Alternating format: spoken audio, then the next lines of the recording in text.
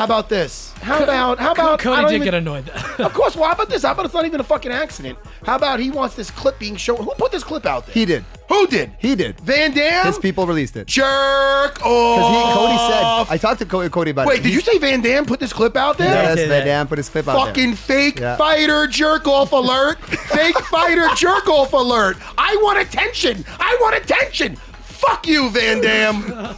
Wait, Matt doesn't play fucking Fuck games. you, Van Dam.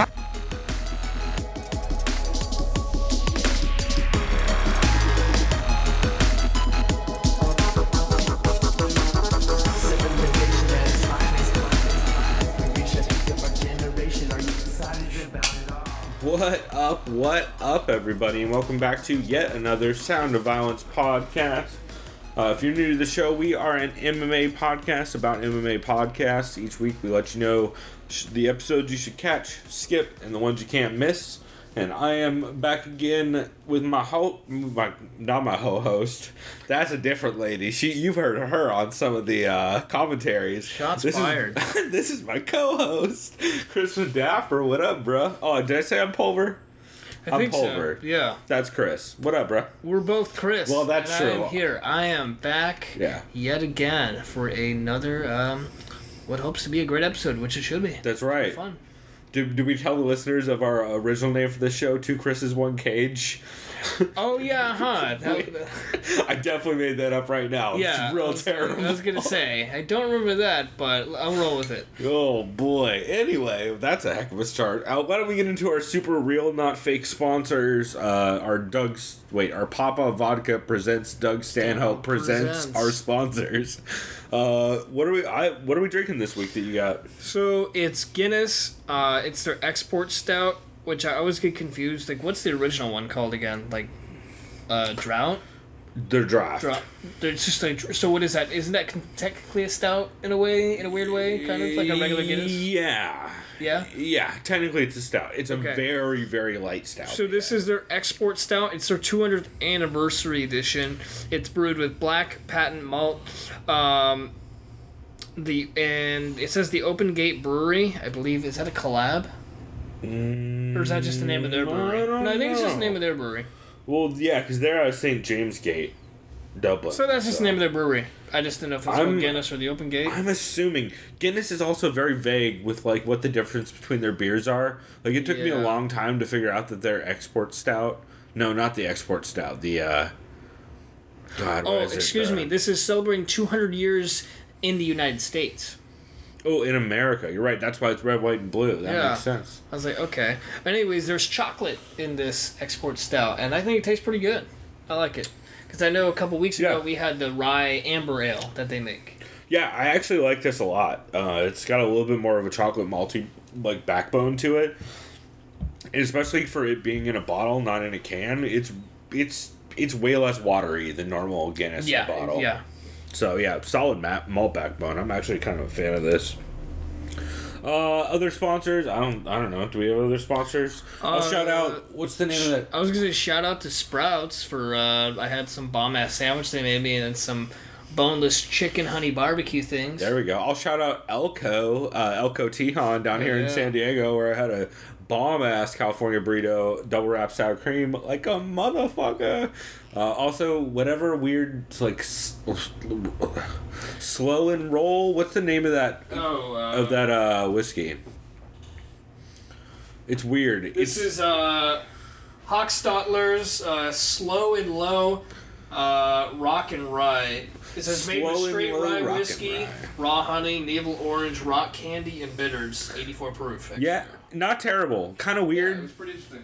It's like I would compare it to like somewhere between an old fashioned and a rye. Yeah, it's kind of weird. Sounds right. It's like imagine the old fashioned version of Southern Comfort. It's kind of like that. But yeah, shouts out to that. Shouts out to Hams. And I think that's all the fucking weird shout outs I have of our totally legit sponsors that are totally legit. Also, shouts out to Jake Smith, the fighter, who I talked to on Twitter this week about a thing I want to work on, so that'll be cool. But anyway, we'll go ahead and get into format and stop shouting out totally legit sponsors that are totally aware of them sponsoring us.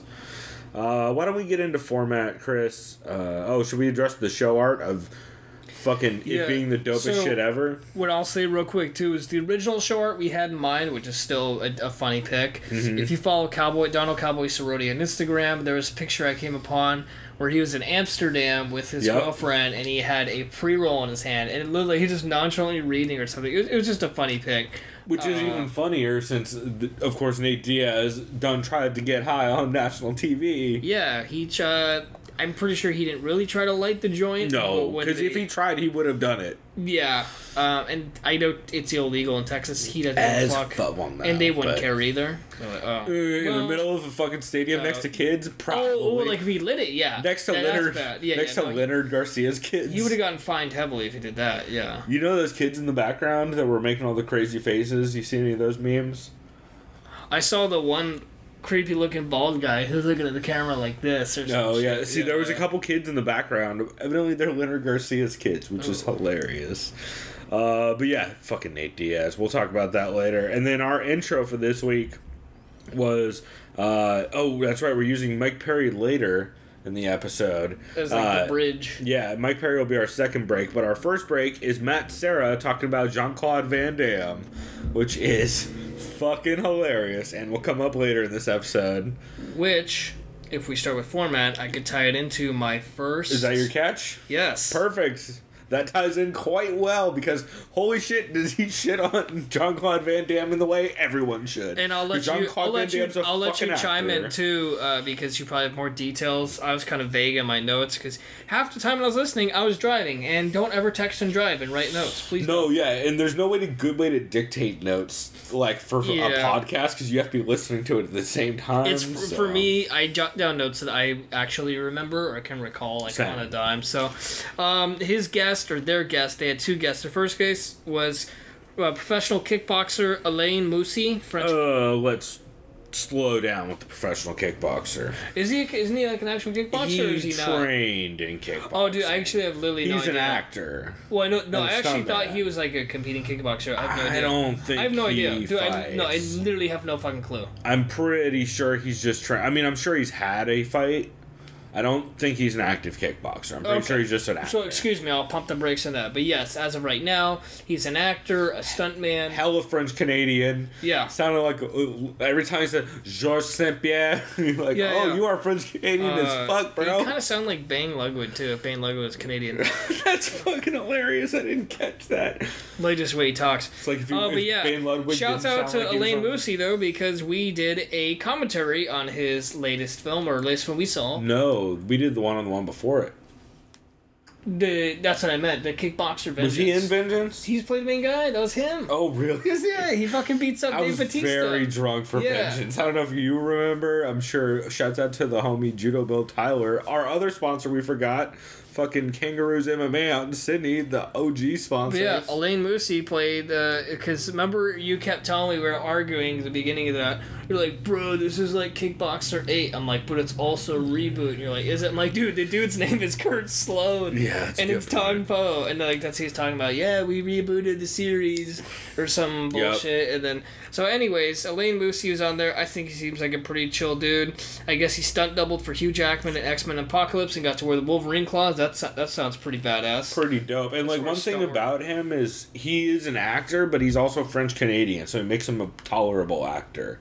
So he's also like humble-esque.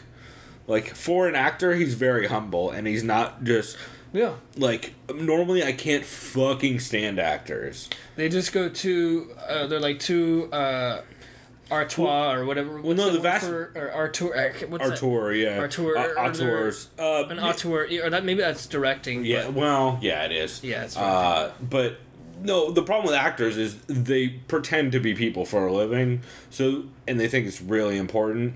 It's super not important. Like as a dude who loves film, fucking can't stand out. Like I've heard a lot of actors talk on air, especially on like Loveline and stuff like that. Back in the day, I've heard thousands of hours of actors talking.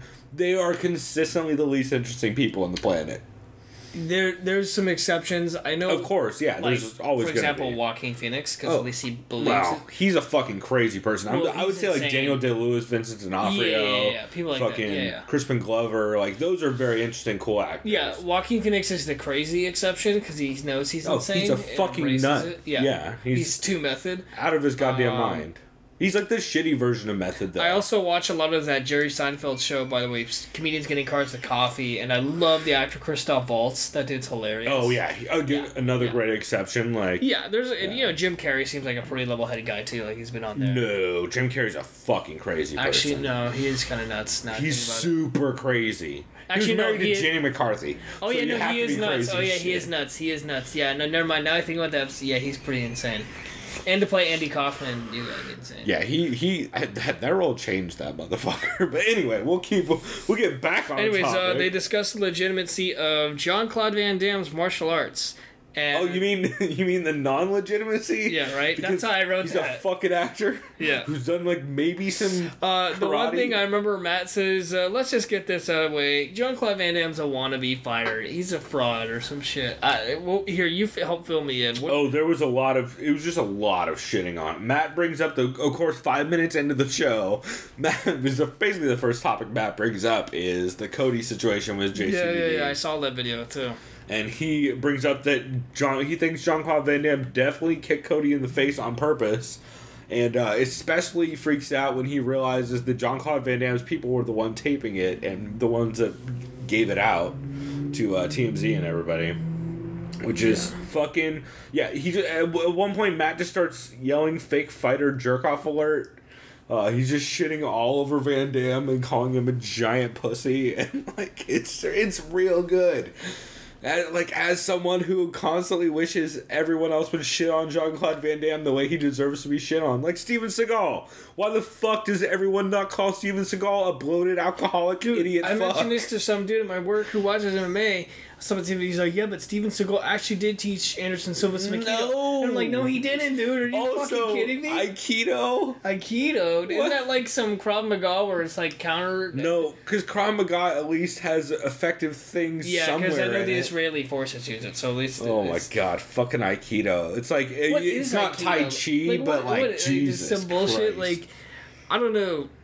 It was just frustrating. Fucking Wang Chung bullshit. Yeah, like I feel like any of the conventional martial arts are, because he practiced real martial arts. Like obviously Bruce Lee, like if he fucking actually trained in real fights, he could have been good. If he trained in real fights. I'm still not convinced about that. Right. Well, yeah. I'm just saying, just based on the techniques he knew. Like if he had a real team and trainer, he probably could have been okay, just based on his athleticism. Maybe. Everyone says that. I'm not convinced about Bruce Lee. I know that makes me a giant asshole. He's never really been like... He's a fucking actor. Yeah. Well, no, I know. And I know, like, he sparred with Chuck Norris, and he trained with, Judo Gene LaBelle and stuff. And he did he did bite a dude who put an armbar on him in a movie. So that's cool. But, like, I don't know about legit. Anytime anyone asks, like, is that actor a legit athlete? I'm like, no, probably not. Probably, especially in the 70s, probably not. Like, I think Steve McQueen may beat the fuck out of... I'm kidding. I'm totally kidding. But, yeah, I don't know. Bruce Lee was also, like, 3 foot tall. Yeah, I think he was like at best 5'6". He's like TJ Dillashaw show size. Yeah, he's me. He's my height. Yeah. Yeah. Borderline midget. So, not really. Almost. Not quite. Yeah, Not quite yeah. is If you the took the term. platform shoes off, maybe. Yeah. Shouts out to Floyd. Shouts out to Tom Cruise who will and Robert Downey Jr. Perfect. 3 people. And will Arnold. Yeah, 4 people. Wow, 3 people will never name on the podcast, and then Arnold. Yeah. Anyway, we'll keep moving on, but... Yeah, and then they had Jimmy Smith on there. So I didn't get that far. I'll just mention it quick. I love Jimmy. Basically, He's Jimmy the Smith best. just talked about how MMA training was back then. If you're an up-and-coming fighter, the camps that you did, you put in maybe a quarter of the work that you do now for upcoming fights. For sure. He'd be like, yeah, guys would basically be just going out drinking beers and shit and doing things like, let's go to practice maybe 4 times this weekend. I got a fight next week. Fuck it, let's do it. Yeah. It was cool hearing what he had to say because he fought for a little bit. A long time ago. He's OG. I think his last fight he said professionally I think he turned pro, kind of. I can't remember. He had a couple pro fights. I think it was like 99 was his last fight, or 2000, or maybe it was after that. Maybe a little bit after that. Or maybe he said it was his first fight. It was like 97. I think, his first fight was around there. I think it was 97. I can't remember. And I think he only had a handful. To be fair, I don't remember much of Jimmy Smith's run. I mostly know him from Bellator as the commentator, but I've seen like a couple of his fights a long time ago. He was basically talking about the lack of training in fight camps 20 plus years ago compared to now. So he brought a really cool balance to the show, and Matt and Jimmy loved him a lot. The other thing that was funny is whenever Matt kept saying Jimmy, obviously Jim Norton didn't talk because he's always like Jimmy, but Jim Norton asked That's hilarious. Jimmy Smith a couple questions, but it was mostly Matt and Sarah interviewing him, Yeah. which is cool. Yeah. That's awesome. I think I would assume Matt really likes Jimmy. Yeah, he loves it. He loves the move that they got him on the team. Well, plus Jimmy's like a jiu-jitsu guy who's been around for a long time. Oh, dude, when he was talking to him, all like the jiu-jitsu practitioners and coaches that Matt's either helped or trained with, Jimmy's recognized like half of them. Yeah. Yeah, Jimmy's rolled with a ton of dudes because he used to roll with like. There's a lot of stories he would tell about like, oh, I rolled with so and so backstage before in the lead up to this fight, just to see how they were feeling and stuff. Like he would always do that shit, especially way back in the day in Bellator, like the early ones with Sean like the Wheelock. championship tournament stuff. Yeah, back in the Bjorn tournaments, which are fucking awesome, and you can find online if you look hard enough. I happen to have, I think, the majority of Bellator cards on somewhere. So, a lot of fun. That dude, I'm a big Jimmy Smith fan. I have been for a while. But yeah, just a fun episode, right? Yeah, I liked it. I will get to one of my catches since I know you have another one. You know what? That will lead me in well. UFC Unfiltered episode 173. It's the one right after the one you just talked they about. had Mike Perry? Yep. And Jim opens the show joking that Matt Serra was fired for making fun of Jean-Claude Van Damme. Which isn't too far out of the imagination knowing WME AMG. Right. Well, and then even funnier, someone on Reddit made a thread saying, what the fuck, they fired Matt Serra for making fun of Jean-Claude Van Damme. See, you know what's great, and I love that you just mentioned that? People on Reddit and any subreddit will post articles without reading the full article. Oh, for sure. Or listening to the full podcast. 100% so of the time. He went like this. He listened to like the first couple minutes. Not even the first couple minutes. Fuck! Clicks pause. Yep. I have to get karma, on Reddit. And I literally made fun of him about it before before the thread died. The way it went was Jim makes fun of him. Matt shows up at the 4-minute mark. And Jim then Matt's like, so what's up, Jimmy? And Jim's like, I told everyone you were fired. It's like 4 minutes. I posted on the dude's thread. I was like, yo, if you made it to the 4-minute mark, you know this wasn't the case. He's like, oh, I heard the first 2 minutes and then freaked out and went back and listened to the Jean-Claude Van Damme stuff. It's like, all right, bro. But yeah, so that was a weird start to the episode for sure. Yeah, Matt totally ruins the bit as soon as he shows up, just completely shuts it down. Mike Perry does call in. He talks about how he actually got with Abraham Kawa, who is the good Kawa, the good son of the two, as I like to call him. And he said he got with Abraham because of Yoel. Because he saw Yoel at an Island Fights card, and him and this girl were asking Yoel, like, oh, what do you think of Abraham and all that? He's like, I love him. Oh, is it Abraham or Ibrahim? Or Ibrahim? I think it's Ibrahim. Or Ibrahim. Sure. I don't know. I just remember the Ibrahim, my manager. The good Kawa. Yeah. No, non-salty Kawa. Yeah. As I like to call him. Let's see. I think it's Ibrahim or Ibrahim. Yeah, I think you're right. I think it is Ibrahim. Abraham for now. I think you're right. I think it is Ibrahim. I'm also fucking bad with names. Mike actually talks a lot in this episode about trying to be less aggressive in this fight after the last one. I mean, he's talked on a couple different shows, including Ariel's, about just trying to be less of a scrapper and more of a smart technical fighter. Now he has to constantly fight that dynamic. He gives their picks for UFC Orlando. He goes by both names, by the way, Abraham and Ibrahim. Okay, perfect. So that's why I fucked it up. It's because everyone calls them both. Mike also talked a lot about learning from the Ponzinibbio loss and just that's right. Like how much he learned that he can't just try and go in there and fucking brawl with dudes because it's not going to play out. Probably working on cardio, right? I don't know. I know that he got back with his boxing coach, which he was not with for the Ponzinibbio fight, and he really likes this guy. And they Nelson click Rodriguez. Well. Sure, maybe, I don't know. You would know better than me, probably. I'm bad with names.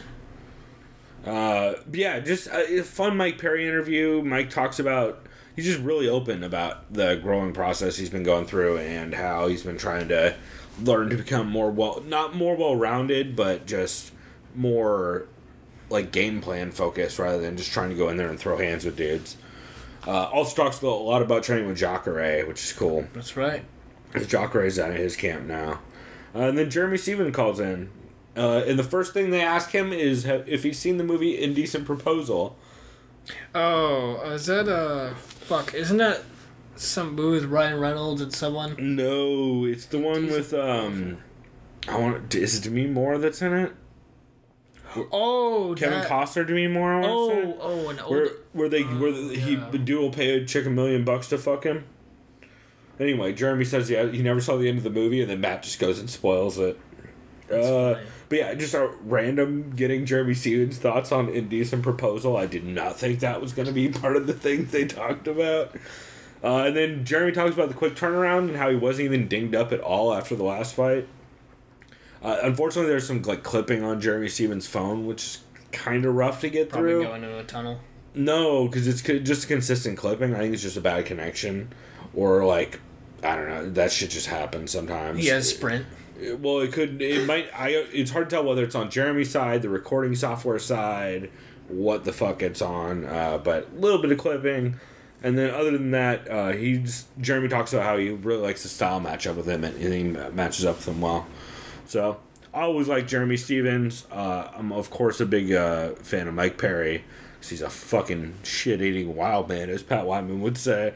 And yeah, fun episode. They every once in a while put out good stuff.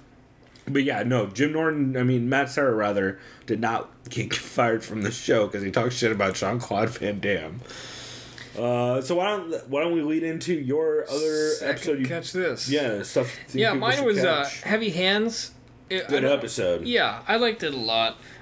They start off, or at least I start off my notes with basically there's a fine line to walk when you're fighting someone like Jeremy Stevens, as far as he's a fighter who can stand with you. You know, he's got decent boxing. I think his most dangerous is just those outside and inside leg kicks, especially when he did Gilbert Melendez's fucking leg. Yeah. They discussed Josh Emmett's developing stand-up abilities and how that's going to factor in. If I remember, he knocked out Lamas with that counter left hook, which basically got him as clean as you can get. Yeah, crazy. Obviously, he hits hard. Do I think he hits as hard as Stevens? I don't know. I don't want to say probably not because I know he's came down from 155. But still, it's hard to tell. Well, Stevens fought because technically you can have lighter weight classes that still hit harder than the other guys. Well, didn't Stevens fight at 55 back in the day? Dude, he knocked out RDA, one of the worst uppercut knockouts I've ever seen in my life. Fucking crushed RDA, yeah.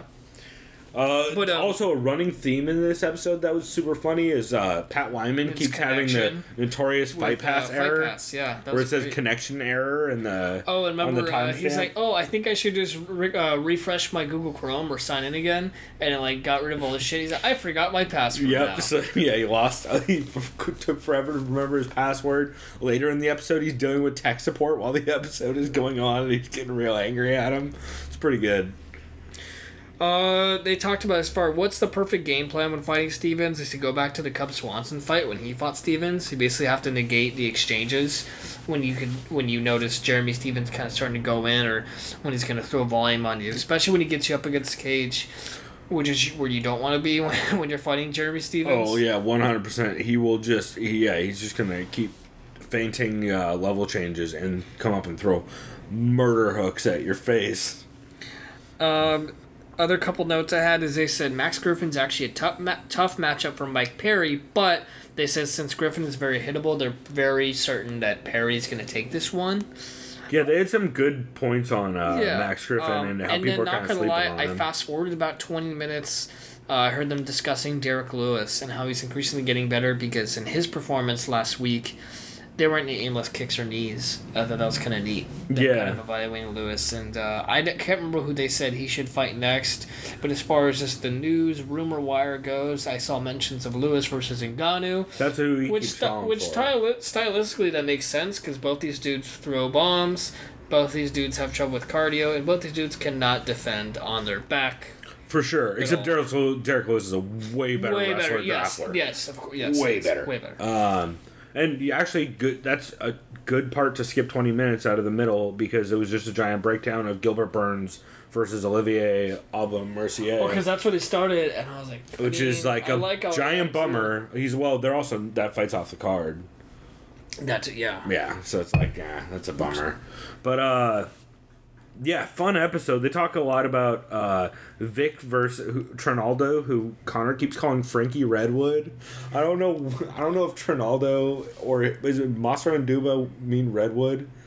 I don't know why he's calling him Frankie Redwood, but I'm really big fan of it. It's fucking great. And they also talk about the Millender win and how young Millender is despite having 18 pro fights.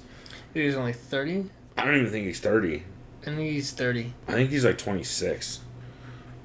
You can go ahead and Google it. He's pretty young, I think. Actually, I'll do it while you finish off any other notes you had on that. Oh, that was it for the notes I had. Well, then...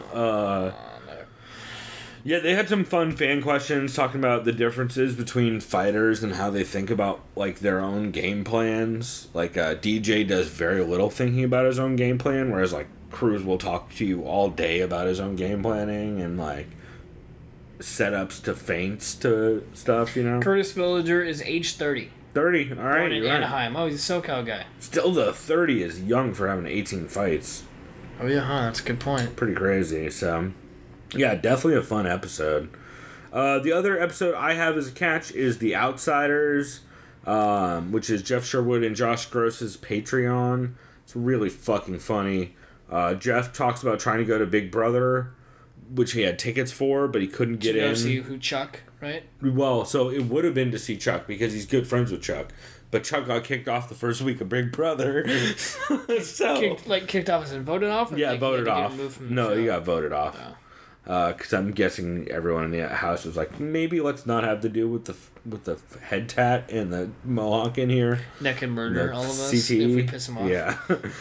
Yeah, sketchy. And then after that, they talk a lot about Bellator and UFC Austin. Talk about some matchups like Lewis versus Ngannou, Sage getting the decision. Jeff, of course, is super high on Max Griffin because he's from the Central Valley. So, but he does actually say he leans towards Max Griffin in that fight, which people are legit sleeping on Max Griffin in this. We'll talk about it later, but yeah, I'll mention it later too. I was gonna say people are definitely sleeping on that dude.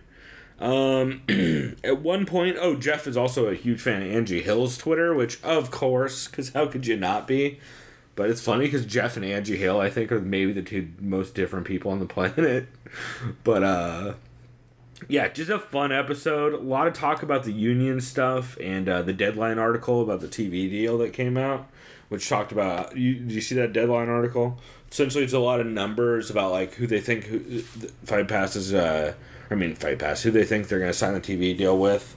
I think they gave out the numbers for Fight Pass. I read the rumor that ESPN might nab them, right? I don't buy that shit. But Josh I don't Gross said the same either thing. Based on where ESPN's been leaning. Well, and Disney. Yeah, I don't think Disney wants anything to do with it's just too violent. Yeah, I don't think for them. And they're already doing real well with boxing right now. Oh yes, because they have like those free. I mean, technically they're free, ESPN, and they're doing real good numbers with compared to what was expected. So. Yeah, a lot of union talk about the TV deal. I just think Fox should re-sign or renegotiate. Just create some sort of deal. I mean, I think it'll end up being either a combination of platforms or Amazon is like the two things I keep hearing consistent. Amazon would be kind of interesting. Amazon would be the dopest for me since I already have fucking Prime. Prime, okay. Yeah, which would be even if it wasn't Prime, I would still fucking. I already pay for Fight Pass, you fucks. Just put it on Fight Pass. Although maybe don't, because your fucking infrastructure is not good. Shouts out to Pat Wyman. Let's see. They do take a email from Jason, who writes in every week because it's what he does, which is great. And he asked him about a bunch of like old school fighters, and the first time they covered them, guys like Mike Kyle, guys like God, there was a bunch of like random names that he threw out. Really cool, like a lot of weird old IFC stories, or like Tachi Palace, King of the Cage, IFC. Although they do have IFL stories too, I think, in that episode, but definitely IFC. I keep thinking of the television channel IFC, like the show Portland. Trust me. Sorry, and Marin. Well, especially in the like early 2000s, there was pick a combination of letters with a C in it, and it was probably a fight league. Yeah. Like fucking Jesus, there was a lot of them. But yeah, just a really, really good episode overall. And then Josh shuts down the show when a listener asks their thoughts on Floyd versus CM Punk. Josh is like, "We're fucking. That's it. We're gonna wrap. I'll see you guys later." That reminds me. I do have a skip, actually. Oh, I wonder if your skip is the same skip I have. It will be. I can almost bet money. All right, why don't we segue into skip? And I'll just say right now, I'll go ahead and say what mine is, and I'll give you my thoughts on it. So, my skip for this week is 5 rounds of Brett Okamoto. My skip for this week is 5 rounds of Brett Okamoto. And can I tell you what I thought about it? Shouts out to Arda. And can I tell you what I thought about it? Well, how do you feel about robots first? Because Arda wants to talk about robots opening doors. I would comment the fact that I listened to 0 seconds of this because I looked at the description on MMA Podcast, and they mentioned Arda talks about his thoughts on Floyd Sr. And I'm like, guess what? I'm skipping this. Did he even do that? I don't know, but I'm not listening to it. Is what happened. It's my skip. So I'm sorry. This is actually a major skip. Unfortunately, this is a new thing. Major skip means I'm not even going to listen to your podcast, and that is me being an asshole. I'm saying it right now. I'm sorry. You missed nothing because it was my I'm going skip. full Joel Supernaut right now, the Godfather. Going fucking. You're gonna smoke weed and we'll go to the gym. Yeah, I mean, I basically fuck. What was that? Snag and grab. What was that thing he was saying? A fucking snatch and dump, snag and dump, snatch and grab. I think it was snatch and dump or something. God damn it! I gotta. But basically, that's what I'm doing in 5 rounds. I like Brett Okamoto. I think Brett's great. I think he's a very good MMA journalist. Arda's bad. ESPN is lucky to have Brett Okamoto, in my opinion. Joel's a better co-host than Arda. Yes, by far. I don't like Arda. It's like even Judo. I don't like Arda as far as just an MMA person, like just a podcast personality. No, yeah, he's morning radio as fuck. Like we've said before, like, I'm not gonna like bash someone's character because obviously I don't know them personally. It's like whatever your voice is, on the episode, you can be entirely different than how you portray yourself in the podcast. No, I'm sure he's very nice, but I never ever. I just don't like what he has to say when it comes to MMA because it always ties into Floyd. Perfect segue. Yeah. What are your thoughts? Let me list off some topics that he got into. He talked about that fucking robot opening a door and how the robots are going to take over. Oh, is that the robot doggy thingy? And people are like, oh my god, Black Mirror. It's just, of course, he has to bring it up because it's topical and he's a morning radio guy. They talk about Sage's performance because, of course, they do. They talk about Heather Hardy's performance because, of course, they do. And Arda gives a disclaimer before talking about Floyd coming to MMA. He literally says, "Oh, I know people don't want to hear about Floyd coming to MMA and they don't think this is worth talking about, but I want to talk about Floyd possibly fighting CM Punk and how I think that's going to happen now." Did Brett threaten them again? No, he just got silent. That's all you can do then. Because Brett, dude, because remember I told you, that was one of my catch this, I told you, please listen to this because literally Arda was like, I'm kidding, I'm not going to talk about Floyd. I remember Brett's like, I'm glad you aren't because I would have nothing to say. Yep. Like, Brett's already tired of that shit. Well, and Arda just keeps going back. He literally is addressing the fact that no one wants to hear him talk about Floyd and Conor, and he's still talking about Floyd and Conor and CM Punk now. And he thinks because he added CM Punk to the list, just like for no reason, be like interrupting our segments and be like, "Oh, I think Ronda Rousey's going to do great things for the WWE," which has no. Not as quite, but you know what I mean, though? It's just something that... I mean, at least... Because a lot of people do care about that. A lot of WWE fans. I don't, because I don't care about the WWE. At least Ronda's more of a wrestler than... But at least she's done something in MMA, too. Well, also, Ronda's more of a wrestler than CM Punk or Floyd Mayweather is a mixed martial artist. Yeah. Maybe not Floyd. I guess Floyd's about as much of a mixed martial artist as Ronda is a wrestler, to be fair. Yeah, that is true. But fucking CM Punk. And also, why are we fucking Floyd. Brett does bring up at one point that the UFC used to have a personal feel, and nowadays it just feels corporate as hell, which I thought was a really insightful comment from him, who normally plays it pretty close to this with that kind of stuff.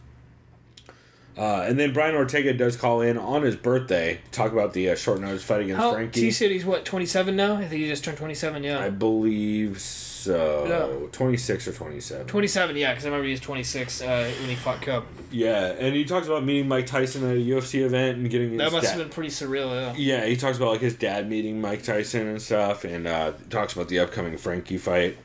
Good interview from T-City. He's always great. But fucking Arda needs to be pulled from that show. I used to like that show and Arda wasn't on it. And Arda has I don't even think Brett. He was just Brett, right? And the producer or whatever. It was just Brett, yeah. And yeah, Arda's ruined that show. Completely ruined that show. And it's because he doesn't know anything about the sport, so he just talks about the two people he knows. I think I'm gonna tweet Brett and just say, "Hey, dude, he already gets enough tweets though, because Arda admitted that. Arda already. He's like, you see how many tweets he got? People mad with me talking about Floyd. Yeah, but Arda. I'm gonna do it again. Yeah, no, Arda's morning radio dude. So he's like, hey man, views are views, man, good or bad. Howard Stern, bro, because he's fucking 90 and he thinks Howard Stern is relevant. Shouts out to Ari Shaffir. All right, yeah. Well, that was my skip. And that was my major skip. I can't stand Arda. I didn't even listen to it. Can't stand Arda. He drives me fucking nuts. Wait, who would you rather listen to? Or no, you know it would be bad for you? If Arda made a podcast with Naya Rodriguez, or whatever that one chick's name is. Oh, I'd kill myself. I'd probably... If you locked me in a room with a knife and just that podcast for a day on repeat, I'd probably not make it out of that room. It's... Oh... Yes. Except, no, you know what? Naya is a quality broadcaster compared to the morning radio douche who just wants to talk about the two people he knows who fight. Fuck, man. Okay, anyway.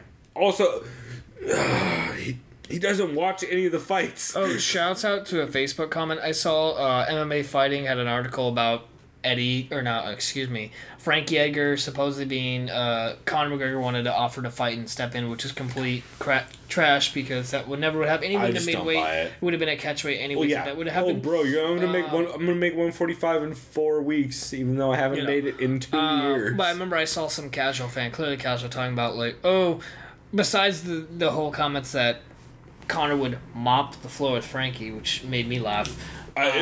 Especially ironic since Conor would just be on his back the entire fight. I'm still convinced. Yeah. I have been since fucking 2014 or whatever. Yeah, when he had ducked Frankie there and chose Chad. And for 189.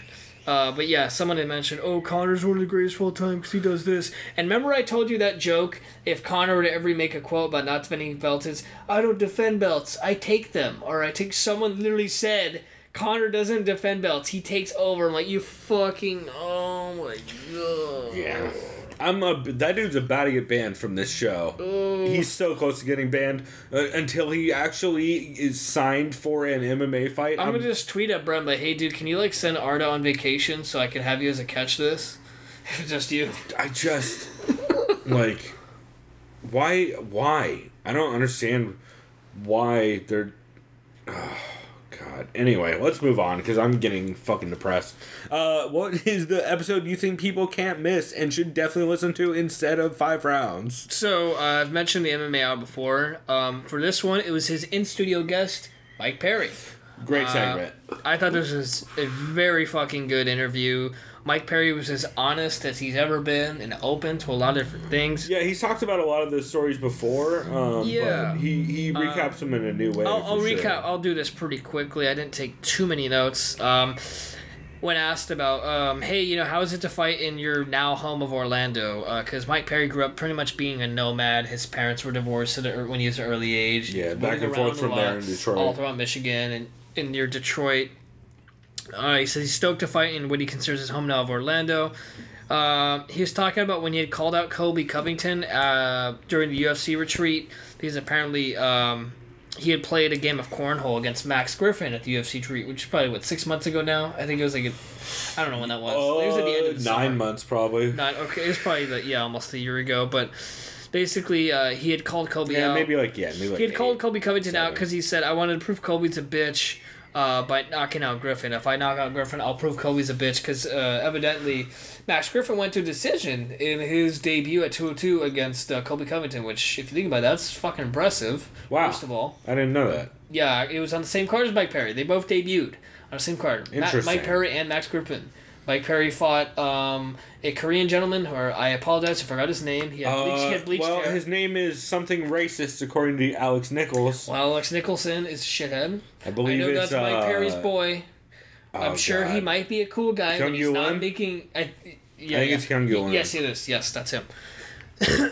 Anyways, Mike Perry was talking about his loss against Ponzinibbio, saying he didn't have cardio.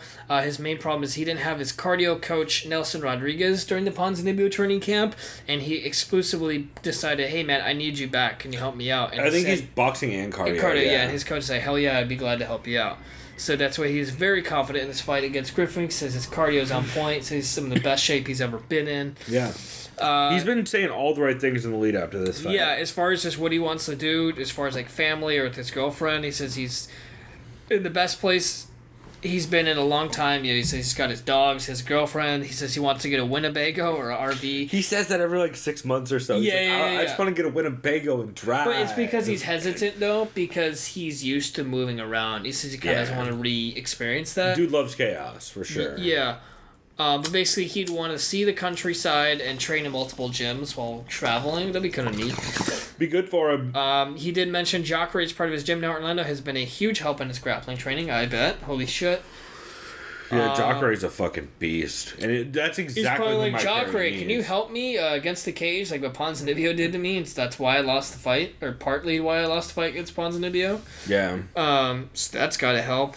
He discussed playing cornhole against Griffin during the retreat. He also discussed when... He also says he plays cornhole throwing overhand because of course he does. Yeah. Like, what? There's no way Mike Perry plays cornhole and throws underhand. Of course he's winging fucking bags at everything. No, Mike Perry's underhand, that's gay, no homo. Or some shit like that. I'm sure. Yeah.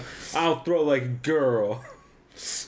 He says he wants to fight Cerrone after he beats Griffin. I don't think that's too out of the ordinary. Cerrone wants to go back to 55. But he wants to go back to 55, and Perry's huge compared to Cerrone. Yeah, that wouldn't be good. Well, it'd be competitive though. Well, I don't know. I don't know. It'd be a weird fight. I don't like that fight for Cerrone. I don't like Cerrone against the big dudes at 170. And Mike Perry is, while not the biggest dude at 170. Yeah, he's 5'10", but he's a thick guy. He's a thick dude. Yeah. So I just wouldn't want that fight to wait. Cerrone kills him on the ground though. Yeah, I just wouldn't want that fight to come to fruition. Mike Perry hates Jeremy Stevens for, I don't remember we talked about this months ago, the UFC retreat, hitting on his girlfriend when he was drunk, shoved him to the ground, and he said, it would have been worse if I would have hit him with the kill bow. Which is funny. It's right. You guys will hear some of this clip later. Yeah, and the clip I'm talking about is I go to the 17-minute mark of the individual interview. Yeah, you'll hear it on the break. It's from 16:40 to 17 minutes. It's pretty great. Ariel asked him about, hey, what do you think when fighters like Cerrone are really they fight their friends, like their personal friends, and they touch gloves or they hug during the round? And he said, fuck that. I'd capitalize and knock him the fuck out like Mayweather did to Victor Ortiz. I'm like, yeah, that's a good point. He has so many. Your friend. Yeah, he has so many good references. I had 20 minutes left too before I stopped listening. He said he recalled life growing up and his dad beating his ass for getting bad grades. But he says he blamed it basically. He didn't really put effort in school mainly because no one ever taught him consequences or really punished him for it. Right. So he doesn't blame his dad. Unfortunately, I guess now though him and his dad kind of hate each other. Yeah, his dad sounds like a giant dick. Yeah, his dad sounds like a dick. As a matter of fact, I have notes written down here that says Mike talks about his dad being a giant dick. Yeah, so. he talked about jail was the best and worst experience in his life because the first time he was actually punished for doing stupid things. And he has a fucking Shawshank story, which is the coolest. That story, the story about how he went to jail, I had heard before from another podcast. I think it was, I can't remember who it was. It might have been 5 rounds. It was 5 rounds, yeah. Oh, yeah, that was amazing, yeah. It's like, here's a fantastic phone interview. I think it might have been, yeah. Yeah, we talked about I love that story, yeah. I'll let you talk about the Shawshank thing, but either way, as far as his relationship with his dad is now, he thinks he's even with his dad because he gave him some money when he made it to the UFC because his dad ended up bailing him out of jail. Yeah, I hear some quotes. I just have some sweet quotes from him, really, that I wanted to touch on. Well, first off, he does, which was almost a clip of ours. Mike Perry says he's losing faith in religion, and that started when he got super high in Amsterdam. That's a quote. Some more quotes that probably involve weed. Potato chip. This is actually a quote. Oh, this is amazing. Potato chips could be made out of plastic for corporations to make money from. That's a quote. Here's another quote. All my role models were black men before Conor McGregor and Stipe Miocic. Yeah, I've never had white boys to look up to until now. I thought that was great. Yeah, and then he talks about when he was doing community service, like roadside pickup in his oranges, in like a jumpsuit. He literally found a 40 and he threw it in a cooler and then chugged it when the main dude wasn't looking, and then chain smoked a cigarette in a porta potty, and then stepped out of the porta potty all fucked up, and the dude was right there. He's like, do you need to use the porta potty? All fucked up, which is hilarious. So it's literally like a classic, like, fucking Shawshank Redemption, but the Mike Perry version of that story. Like, it's, well, Mike Perry I remember went through and found a because I remember the jail story he talked about to Brett a couple months ago. Is remember he used some basic jujitsu on some big dude, and the guy had the most ridiculous name. I forget his name. Yeah, it was like Mike Perry. It was like Bangles or some weird shit or Bob. I don't know what the guy. It was like some prison name, or jail name. Yeah, but it was like the greatest shit I've ever heard. But Mike Perry submitted that boy. One last thing I wrote is there was a clip. I think it was at the end of the podcast or the end of the interview. He asked him about how would you fight Colby Covington. He's like, oh, it would just basically be Colby Covington laying his head into me in my guard and trying to suck my dick for 15 minutes. Yep. Yeah, there's some good pictures of that quote going around for sure. It's hilarious. Actually, it's a pretty good overall MMA hour in general. Yeah, Elias was good. TJ was on there, right? I believe so. Yeah, Elias was good. Elias Theodoro calls in talking about being a ring boy in Invicta, which, by the way, probably gonna be a Phoenix boy or something like that. I think the ring girls are called Phoenix girls. Oh, yeah. Whatever. Elias is fine. Elias does talk a lot about fucking movies and a bunch of shit he's doing other than fighting, which makes me concerned for whoever the fuck his next fight is. That is never a good sign. He says he wants to tell us latest in Atlantic City. I think he said April. No, wait, Atlantic City's sooner than that. Forget, March maybe, I think is Atlantic City. Anyway. Also, Elias does have a cheesy new YouTube channel, which we'll link in the description. Yoel Skypes in. And, good interview with Yoel. Israel Adesanya calls in. Just lights everybody on fire. Says he wants to get back in the cage soon. Did he call someone a good cunt or some shit? Oh, yeah. Well, he's had the good cunt shirt for a while. Like, he was wearing that all fight week. Yeah. Because he said Sean Shelby or somebody, or Mick Maynard, one of the two, was, they blew me off when I hit him up back in the day, but they're a good cunt. And so, he has a shirt. I want to get one of these shirts so bad. It just says good cunt on it. It's fucking hilarious. He also said Jesus was a good cunt and they crucified him. That's what it was, So that's another. He had a hell of quotes. He was great. His fucking good cunt shirts are great. Leslie Smith Skyped in, talk about Project Spearhead. Leslie Smith was fucking great. And we'll talk about that later. Will Brooks called in to talk about leaving the UFC and signing with PFL. TJ calls in to talk about the DJ fight. And then basically how much dumber Cody sounds every time he opens his mouth. Yep. And then Mitrione calls in to talk about the Bellator fight. He's all fucking pissed at Roy because he put his toe in the cage. Decent episode. I liked it a lot. The Mike Perry part, though, was fucking great. Also, Ariel doesn't know the difference between a joint and a blunt, and it drives me fucking insane. Oh, of course he doesn't. The chat explains to him a blunt is rolled with a cigar paper, and it is longer and different colored. A joint is a fucking joint, you crazy sober asshole. And he's like, well, I still don't really get it. Like, what the fuck? I get that you don't do drugs, bro, but do drugs, bro. It's not even drugs anyway now. Well, right.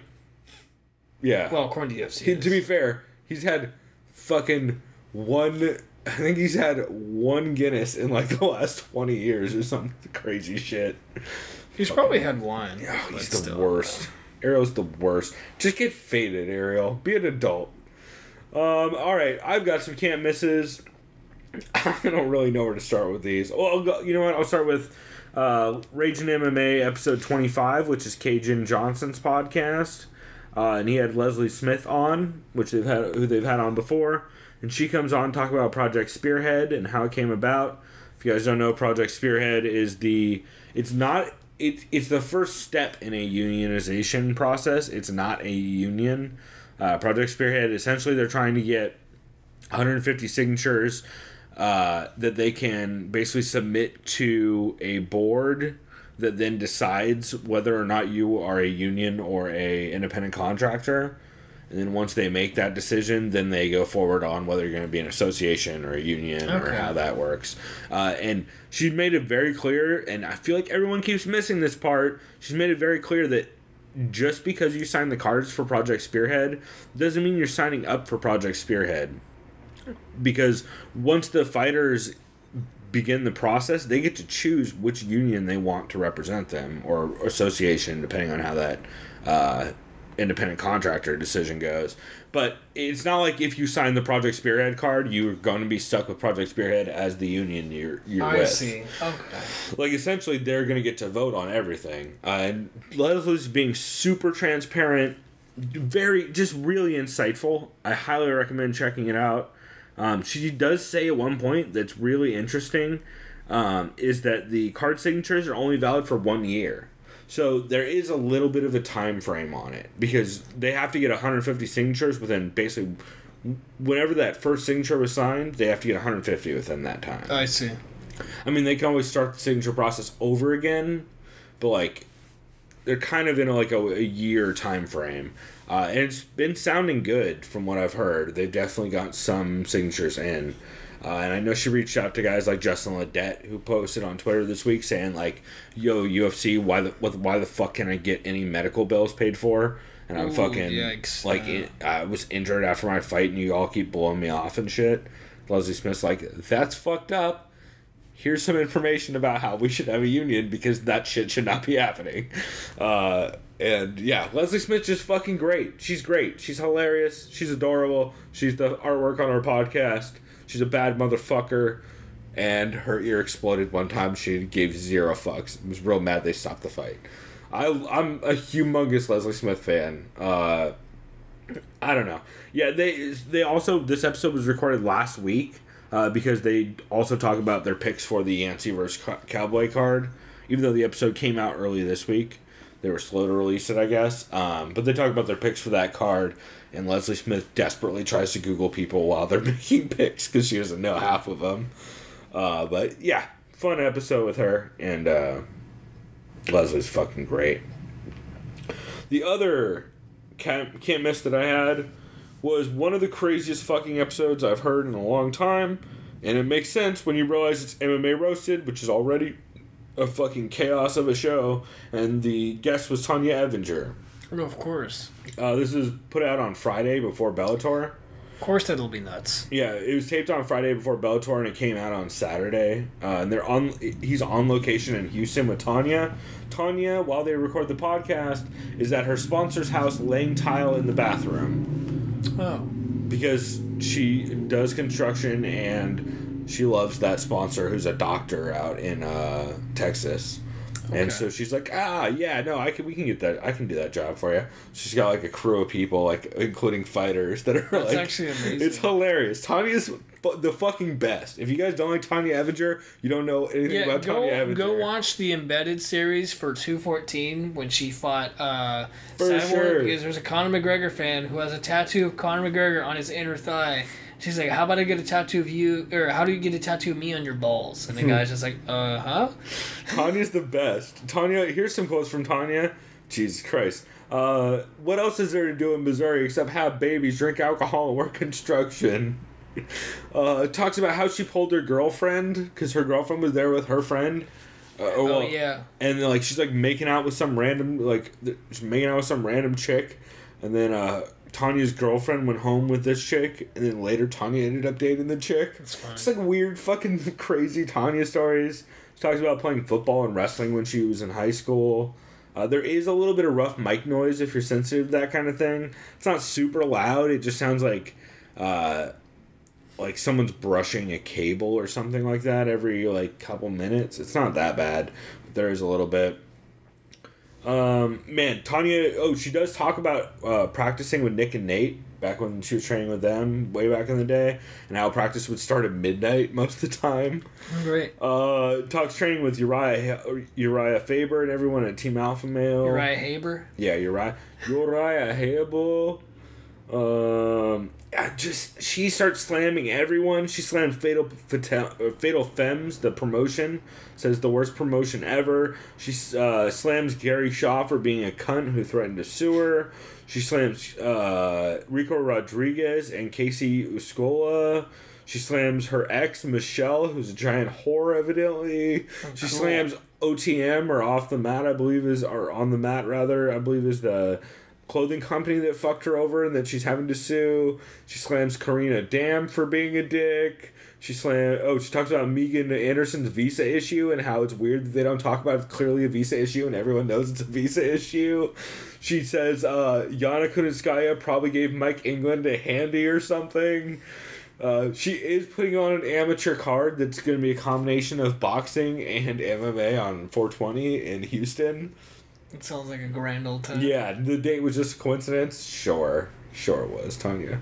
And she's handling everything from matchmaking to booze sales to booking it. And she's been trying to put on the show for like 2 years. So it's just an Evinger Promotions kind of show? Yeah, it's basically a bunch of amateur fighters that she's getting a card and putting together. Just a fucking awesome clip. And Tonya Evinger's the fucking best. You guys, actually, after this segment's over, you will hear Tonya Evinger talking about how Yana Kunitskaya got the help from Mike England in that fight. It's fucking... Oh, goddamn, Tonya is funny. If you don't like Tonya, I don't know if I could be friends. She's so fucking funny. Anyway, we'll keep on moving on. Did you have any new shows this week? It's not a new show, but I hadn't listened to it, I don't think, ever. You listened to it a bunch of times. That's a new show, then. For me, I listened to Sam Alvey's podcast. It's a quick little 35 minutes. I liked that a lot. Perfect. I listened to it, too. Yeah. It's good. He loved the cut to 205 because he eat food he hasn't really been able to eat in a long time, which I know Luke Rockhold can agree because I saw him on Instagram eating a bunch of cheesecake and desserts because he's officially moving up to 205. Yep. Which, that's a good move because he cuts too much weight anyway. For sure. The only thing I'm concerned about is his chin and actually being able to keep his hands up. Yeah, fair enough. Also, this was Pound for Pound Podcast, episode 136. Yep. Him and his friend, who I forgot his fucking name already, I'm sorry. It is... Fuck, I have it written down somewhere. What is his name? Jason? I think so, yeah. No. Fuck. Jordan. Knew it was a J. It's Jordan. Okay. He thinks it's too bizarre and really weird. It doesn't believe how the fuck does James Vick make 155? Yeah. Me and Trevor were talking about that. We were watching the fights last week. Same height as Derek Lewis. Trevor was like, dude, this guy's like... Because Trevor kept thinking James Vick right now in the fight's like 185. I'm like, nah, dude. He's probably like 195. 200? I don't know if he can balloon that much back up by then, but he walks at over 200. Yeah. Yeah, he probably cuts what, 40 pounds? Well, it depends on what you count as cut. Like during camp, I would assume I would assume he's coming into fight week probably 20 over. Yeah, that makes sense. But I'm assuming he's cutting heavily leading into fight week. Though. Yeah, that makes sense. Because also, I mean, he walks around big, but he also he's still young and he's still able to cut pretty. He's got like a slender frame. He's athletic frame, but you know what I mean. Like he's not like he's not doesn't have that much fat on him. Or muscle really. Like he's not like a. He's just an athletic built. Yeah. But yeah, they said he finds it impressive how Lewis always finds the way to stand up after being taken down. Yep. And he says it just shows how strong that dude is. And I know another podcast mentioned this. They said Donald Cerrone fights best when he fights people he's friends with in real life. Ariel. I think it was Ariel, yeah. Ariel, a bunch of people actually mentioned that. Everyone mentioned that this week, actually, which I kind of buy. I don't 100% buy it. It's also like Cowboy gets up for fights he cares about, and like a lot of fights he doesn't care about. Like the Darren Till fight, he admitted, "I don't care about this fight." Literally said, I didn't. That's how you lose a fight 101. How to lose a fight 101 is don't research your opponent and just don't care. Also, Don Cerrone just kind of takes fights, so if sometimes he feels like fighting, sometimes he doesn't, and that's pretty apparent in a lot of his fights. Like, you can tell when he takes dudes seriously, and you can also tell when dudes have game planned the shit out of him. And I'm fortunate I believed in him for some reason and added him to my contract on fantasy because he got me some solid 22 points. That's not a bad call. He'll probably make a quick turnaround. Which reminds me, I almost forgot I have Mike Perry on this card. I had actually drafted Mike Perry. So, lastly on Sam Alvey, he thinks this is his best camp since the Nate Marquardt fight. Yep. The last time he fought at 205 pounds was November 2010 against Jason Guida, Clay Guida's younger brother? Older brother, I believe. Who had missed weight by 20 pounds. Yeah. Wow. Fucking jeez. That's some Midwest fucking MMA and I remember right there, like, oh, so you're a heavyweight now, Sam? He's like, I guess. Yeah. And they also give their picks quickly for the Orlando card too. So, yeah, fun episode for sure. I liked it. So my new podcast that I listen to also features Sam Alvey. It is MMA Latest, which is the same network that Sam and his buddy are on, Jordan. This show is hosted by Rodney James Edgar, who is some kind of broadcast dude and has been around the fight game for a while. Oh, dude, that's the one I wrote down. MMA Latest. No, it's because that's the feed. Oh, that was the feed then. Okay. Yeah. I was like, wait. Because this one. But I just thought, no, wait, how come you could have agreed with me then when I just saw this notes? Well, so this one is hosted by Tom Galicchio and Rodney James. Oh, I see. Okay. Tom Galicchio, of course, you guys would know from Ultimate Fighter pretty recently. Toothless Tom. Toothless Tom. Yeah, Toothless Tom, exactly. I don't remember what this one. And that was the season. It was season 25. Which coach was that? Well, you mean the one he originally was on? Yeah. The original one was McGregor and Faber, season 22. That's what it was. Artem season. Faber, yeah. He actually fought Artem, I believe. Oh, God. Is that true? I think he went to a decision and beat him. That really needs to be on MMA to process, I'm guessing. I think maybe he didn't. No, he didn't. I don't think he did. No, he didn't because Artem literally knocked out like everyone on that show, which just showed his power, which is ironic, very ironic. But yeah, Toothless Tom, and then he was on season 25. He was on Team Dillashaw against Team Government. Right. Yeah. So Tom, I like Tom a lot. Rodney opens talking about how he was running the stairs of the Stratosphere for the for the firehouse or something, or EMT training or something he does. But if you guys know, the Stratosphere I think is 108 or 109 floors. Said they ran that. Sounds fun. Sounds horrible. You know how hot it is even right now. Okay, actually it's snowing in Vegas right now, but still running 100 stairs, not all right. Yeah, he talks a little bit about that. Chael calls in. And then the audio is real rough. they kept interjecting these weird Back to the Future clips in. I was like, what the fuck is going on? And then he explains, Rodney does, that they're having audio issues where Chael keeps cutting out. So, Chael? Yeah. Because Chael called in. Oh, sorry. I was like, what the fuck's going on? Yeah. So Chael since Chael called in, they kept having audio issues where he would cut out or where Tom would cut out. So there's just these long blank spots. So that's why he put the Back to the Future clips in, which was really disorienting and hard to figure out. And then, yeah, man, just so many audio issues. Yeah, it's unfortunate. Yeah, it's just all over the place. Like, people keep peaking really loud and then cutting out really low. It's kind of rough. Tom does bring up Submission Underground and that he wants to get in on that, which would be great. He says he's interested in matches with AJ or Gary Tonin, which either one would be a lot of fun, and Chael seems into it.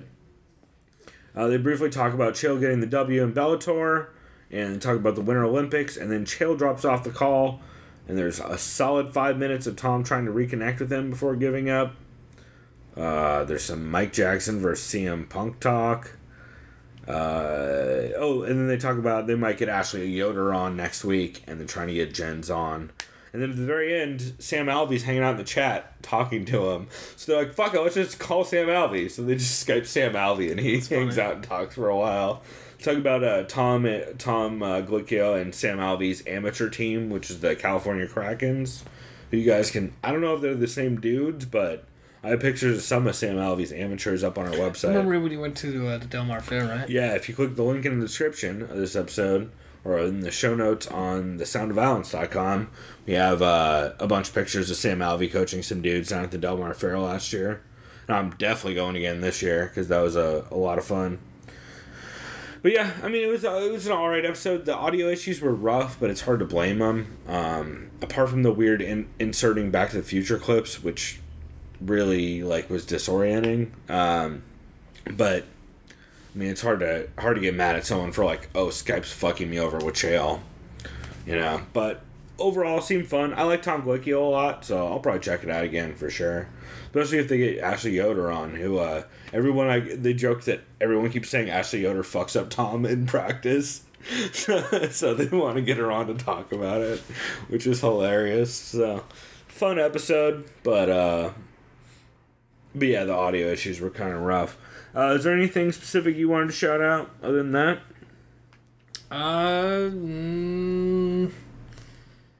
I don't. Nope. I'll just give a shout out. Care Don't Care was funny when you had it on earlier. Yeah, we're listening to a little bit of Care Don't Care. Let me just say the note. John Nash feels the same about watching Mike Perry fights as he does watching a Roman Polanski movie. Yeah, one of the greatest lines of the week for sure. That was fucking solid gold. I was real close to using that as a clip because it's so fucking clever. He's like, yeah, I don't know. I mean, I don't really care. I like watching Mike Perry, but I still watch Roman Polanski movies. Which is fucking fucked up comparison, but still funny. Shouts out to Emre Say BJJ, who is now following us. Thank you for the follow on Twitter. Hey, shouts out, bro. Perfect. Yeah. Notification. That's what's up. Let's see. So the only ones I wanted to shout out was Jordan Breen show was back with the Bellator and UFC Austin recap, where he talks about the fucking weird Heather Hardy fight fan that he kept calling MMA Stan on Twitter, who was freaking out at him when he said Heather Hardy shouldn't be on TV because that fight was fucking ungodly. Have you seen that fight? I watched it. Yeah, I was here. Oh, that's right. We watched all the last fights week. Live. Yeah. God, that was bad. Yeah, that was really weird. It was a bad fight. Jordan Breen also talks about how he refuses to interview Ali Abdelaziz. I was almost going to use some of these quotes. The only thing you could say... Here's one of my favorites. The only good thing you could say for Ali is he once punched Malky in front of people. Which sounds kind of funny. A great story. Yeah. He talks about Ali being one of MMA's most notorious liars and con men in present context, and how interviewing him is a waste of everyone's time because he's just going to lie and talk crazy shit. Maybe that's why Ariel has him on, because he knows a lot of people hate him. He's like, this will get me views. Yes, that's welcome to Ariel's show. Ariel's probably like, this dude's insane. Same reason he has Malky on, yeah. Because you notice how Ariel always never interjects. He actually just lets Ali talk, because he's like, what is the point of talking to this guy? Also, Ariel's a fucking coward, because I have not heard him once mention to fucking Verdum, fucking Ali, about the homophobic stuff. No, about the wearing fucking Kadyrov shirts and shit. That's what I mean. Never brings it up. Yeah, that's what I mean. Because I mentioned that to Trevor, and I was like, fuck. Coward. I was like, fuck Reason for Doom. And Trevor was like, why? I think he's kind of tight. And like, you won't once I tell you what he's all about. Yeah. And he's like, oh, he sounds like a piece of trash. You won't like him once he calls you a maricon. Yeah. Fucking yeah. Verdoomerang. God damn it! I fucking Verdum. MMA on the Rocks 81 was pretty good. I listened to it because it was about Bill posted it on Twitter, and he talked about, in this episode we talked cheap vodka, and I was like, all right, I'm in. He said cheap vodka, I'm in. And then it turns out the cheap vodka he was drinking was some shit called Froggy Bee vodka. Froggy Bee? Which is a picture of a frog in a fucking tux on the bottle, and he was drinking it with Capri Sun. And I'm like, bro, you and me could hang. You sound trash. Dude, that reminds me. When was the last time I had a Capri Sun? No idea. Exactly. Well, he said, yeah, some kids were over hanging out, because it was like, we were at an event or whatever. So, and then they happened to have some Capri Suns, so I stole one of the Capri Suns and poured vodka. Oh my god, mixed this it with is vodka. a fucking great logo. Yeah, no, it's a great logo, right? The Froggy Bee. Yeah, from France. Of course it's from France. A funny episode. He also shouts out Stone IPAs, which he just recently got into. And then he talks a bit about they talk the Bellator card and the Austin card, and they do get his co-host Jeff gets all grumpy about Nate lighting a joint on network TV, saying it's unprofessional, which is like, I mean, I guess, but also Diaz, bro. So I don't know, fun episode though. I like that show. And co-main event 294 was good. They talk about the upcoming Pride drinking game, and the phrase Derek Lewis talks about stopping takedowns, like Shaq talks about making free throws. I was really happy about. Yeah, pretty good. The only other thing was MMA Junkie 2627. I really wanted to like, but because Joe Warren was on, but Joe Warren had a bunch of audio issues on the call, so kind of a bummer. And then the only news I have, excuse me, let's see. By the way, I didn't know this. Jim Miller has a fucking podcast. Ooh. Not only does he have a podcast, I don't know. He's had 54 fucking episodes, and somehow I just found out about it by randomly seeing a tweet from him. So, definitely going to cover that next week, so look for that. I have a new show idea, which we talked about, which I will hint to the audience, the handful of you that listen.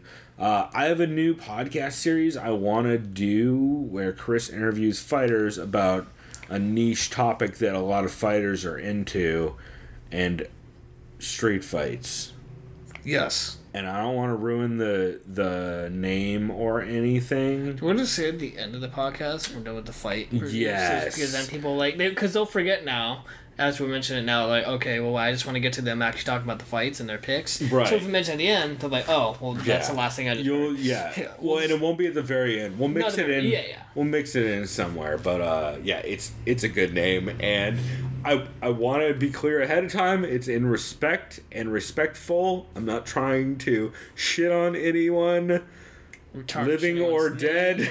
I'm not trying to name or legacy. Yeah, no, I'm a big fan of everyone. It's too good of a name to not use, and I have a thing. Also, shouts out to I think we shouted out earlier Jake Smith, who hit me up saying he wants to be involved on that show. So, although he doesn't know the premise yet, so we'll see what he thinks after I send him the name. We'll lay out the groundwork. And all that. Yeah, but that'll be a thing. Also, Kareem Zidane did a bunch of good pieces this week for Deadspin and a couple other places on some of the ties between Chechnya and soldiers and fighters and stuff. And then I am officially auto-blocking anyone on Twitter who uses the phrase, who the fuck is this guy tomorrow? Yeah. I am 100% blocking everyone who says it. Unless you are making fun of someone who said it. I'm not having that bullshit. I'm so tired of that joke. So, warning to... Dude, Jeremy Stevens could get a title there. shot in the future. People still say that shit because they're stupid. Oh, they'll start saying it more. Yeah. Because they're fucking parrots and casuals, like I tweeted out. Only fucking parrots and casuals say that bullshit. So, anyway, we'll wrap this segment here since we have been blabbering about MMA podcasts enough. But if there is any shows we're missing out on, definitely let us know. This is going to be a clip of Tonya Evinger, I believe. Or was it Mike Perry? No, Mike Perry's the next one. He's the next one, that's right. Tonya Evinger is going to be telling us about her thoughts on Yana Kunitskaya and Mike England's relationship. And maybe I'll just throw in some other clips of her talking shit about the entire world, too. So, check that out.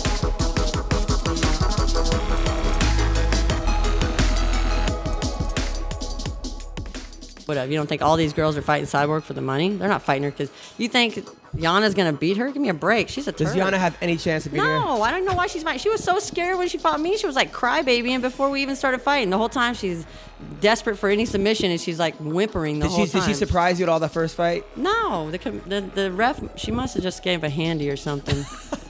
Got him. You've never given a handy in your life, right? No way. Oh, okay. That's My good. hands are like I'm allergic and I swell up.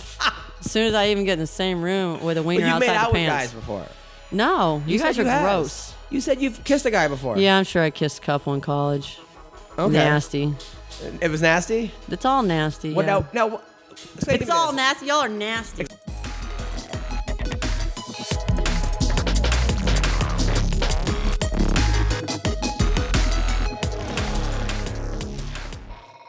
All right, we are back. Indubitably. And we are going to go over our picks from last week, of course. So let me go ahead and pull these up real quick. That's right. Chris is trying to figure out how to maneuver stuff and still talk towards the mic. Yeah, right? Because it's on my left and not in front of me. I know. I know. Yeah, it's a weird adjustment. But Chris runs the fucking breakdowns better than I do, so It's go all for good. it. So let's see. Start from the top? Yeah, Lino, let's just start from the top. So, main event that we had. I like this fight a lot. Let's go over our picks. So, I picked Cowboy. Well, basically, we both picked who was on our fantasy team. Yeah. I picked Worked out well for Donald you. Cerrone. Not so much for me. You picked Yancy Medeiros. It did work out well for me. Fortunately for me, I needed those 22 points that he got me with that first round finish. For real. What did you like about this fight as far from both fighters? Because I kind of felt like, yes, there was a lot of exchanges, standing and banging, that kind of whole thing. I remember before Heavy Hands, or I think it was the Vivisection, they talked about Yancy doesn't really like to keep his hands up a lot, and I noticed he was kind of like this, and his chin was sticking out. But also Donald is, I believe I heard someone describe him as a popsicle stick with a ball on top. Yeah. Like, in the fact that he just does not move his head at all. Or at least not at the same time as throwing strikes. But, man, so Yancy... Donald looked a little weird early on. And I believe it was Heavy Hands where Connor and Pat were talking about. They think a lot of that was actually Donald being more stationary and planting more on stuff. Rather than trying to play as much of a kicking game, since he's been getting countered on kicks a lot, especially naked kicks where he's not setting them up. And that could have been why he looked weird early on. He was banging Yancy with the body kick, which was one of the things I was worried about for Yancy in that fight. But man, eventually Donald. I mean, everyone's talking all that shit about like, oh, bro, stop hugging, bro. Like, I'm hesitant to, first off, shit on anyone for being happy about getting in crazy exchanges mid-fight, and second off, like, let's all be fucking adults. Like, they're fighting in a cage. They can do it. They can do what they want. Either the guy's gonna hug you, shake your hand. Quite literally. Yeah. Just don't pull an Eric Silva and pretend you want to touch. No, that's the only thing is don't be a dick. Like, as long as you're not being a dick, I don't care.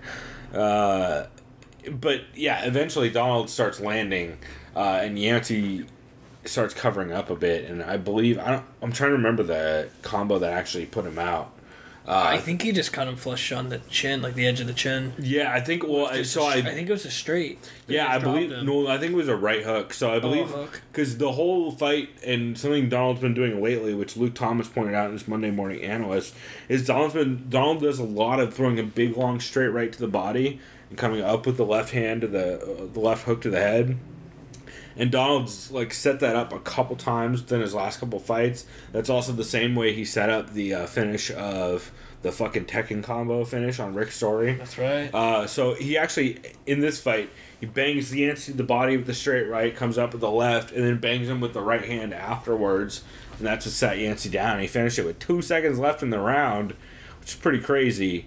Some people I heard were kind of grumpy about the stoppage, but I feel like it was pretty justified.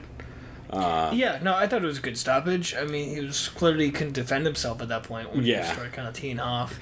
It wasn't Russia Herb Dean, we'll put it that way. And Herb Dean, when he goes to Russia, he just lets people die.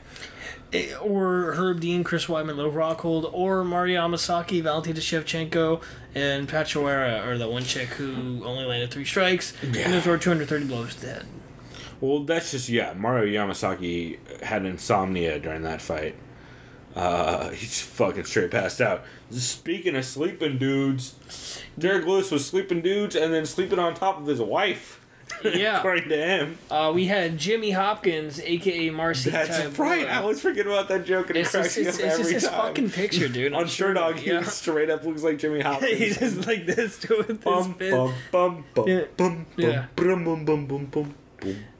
Pretty much. Yeah, so Derek Lewis, basically was in trouble for the first 2.5 rounds. Right? Yeah. Yes, but also kept like banging Tybura with giant shots. He did, yeah. He clipped it, and Tybura was game too for it. Yeah, ending up on bottom and looking real sloppy. Yeah, and it was funny too. Like basically, I thought Lewis just used his strength to his advantage. Was able to get like a transition reverse based on just him being like, "I'm stronger than you, so I'm flipping you over." As he does. I don't know what to do now.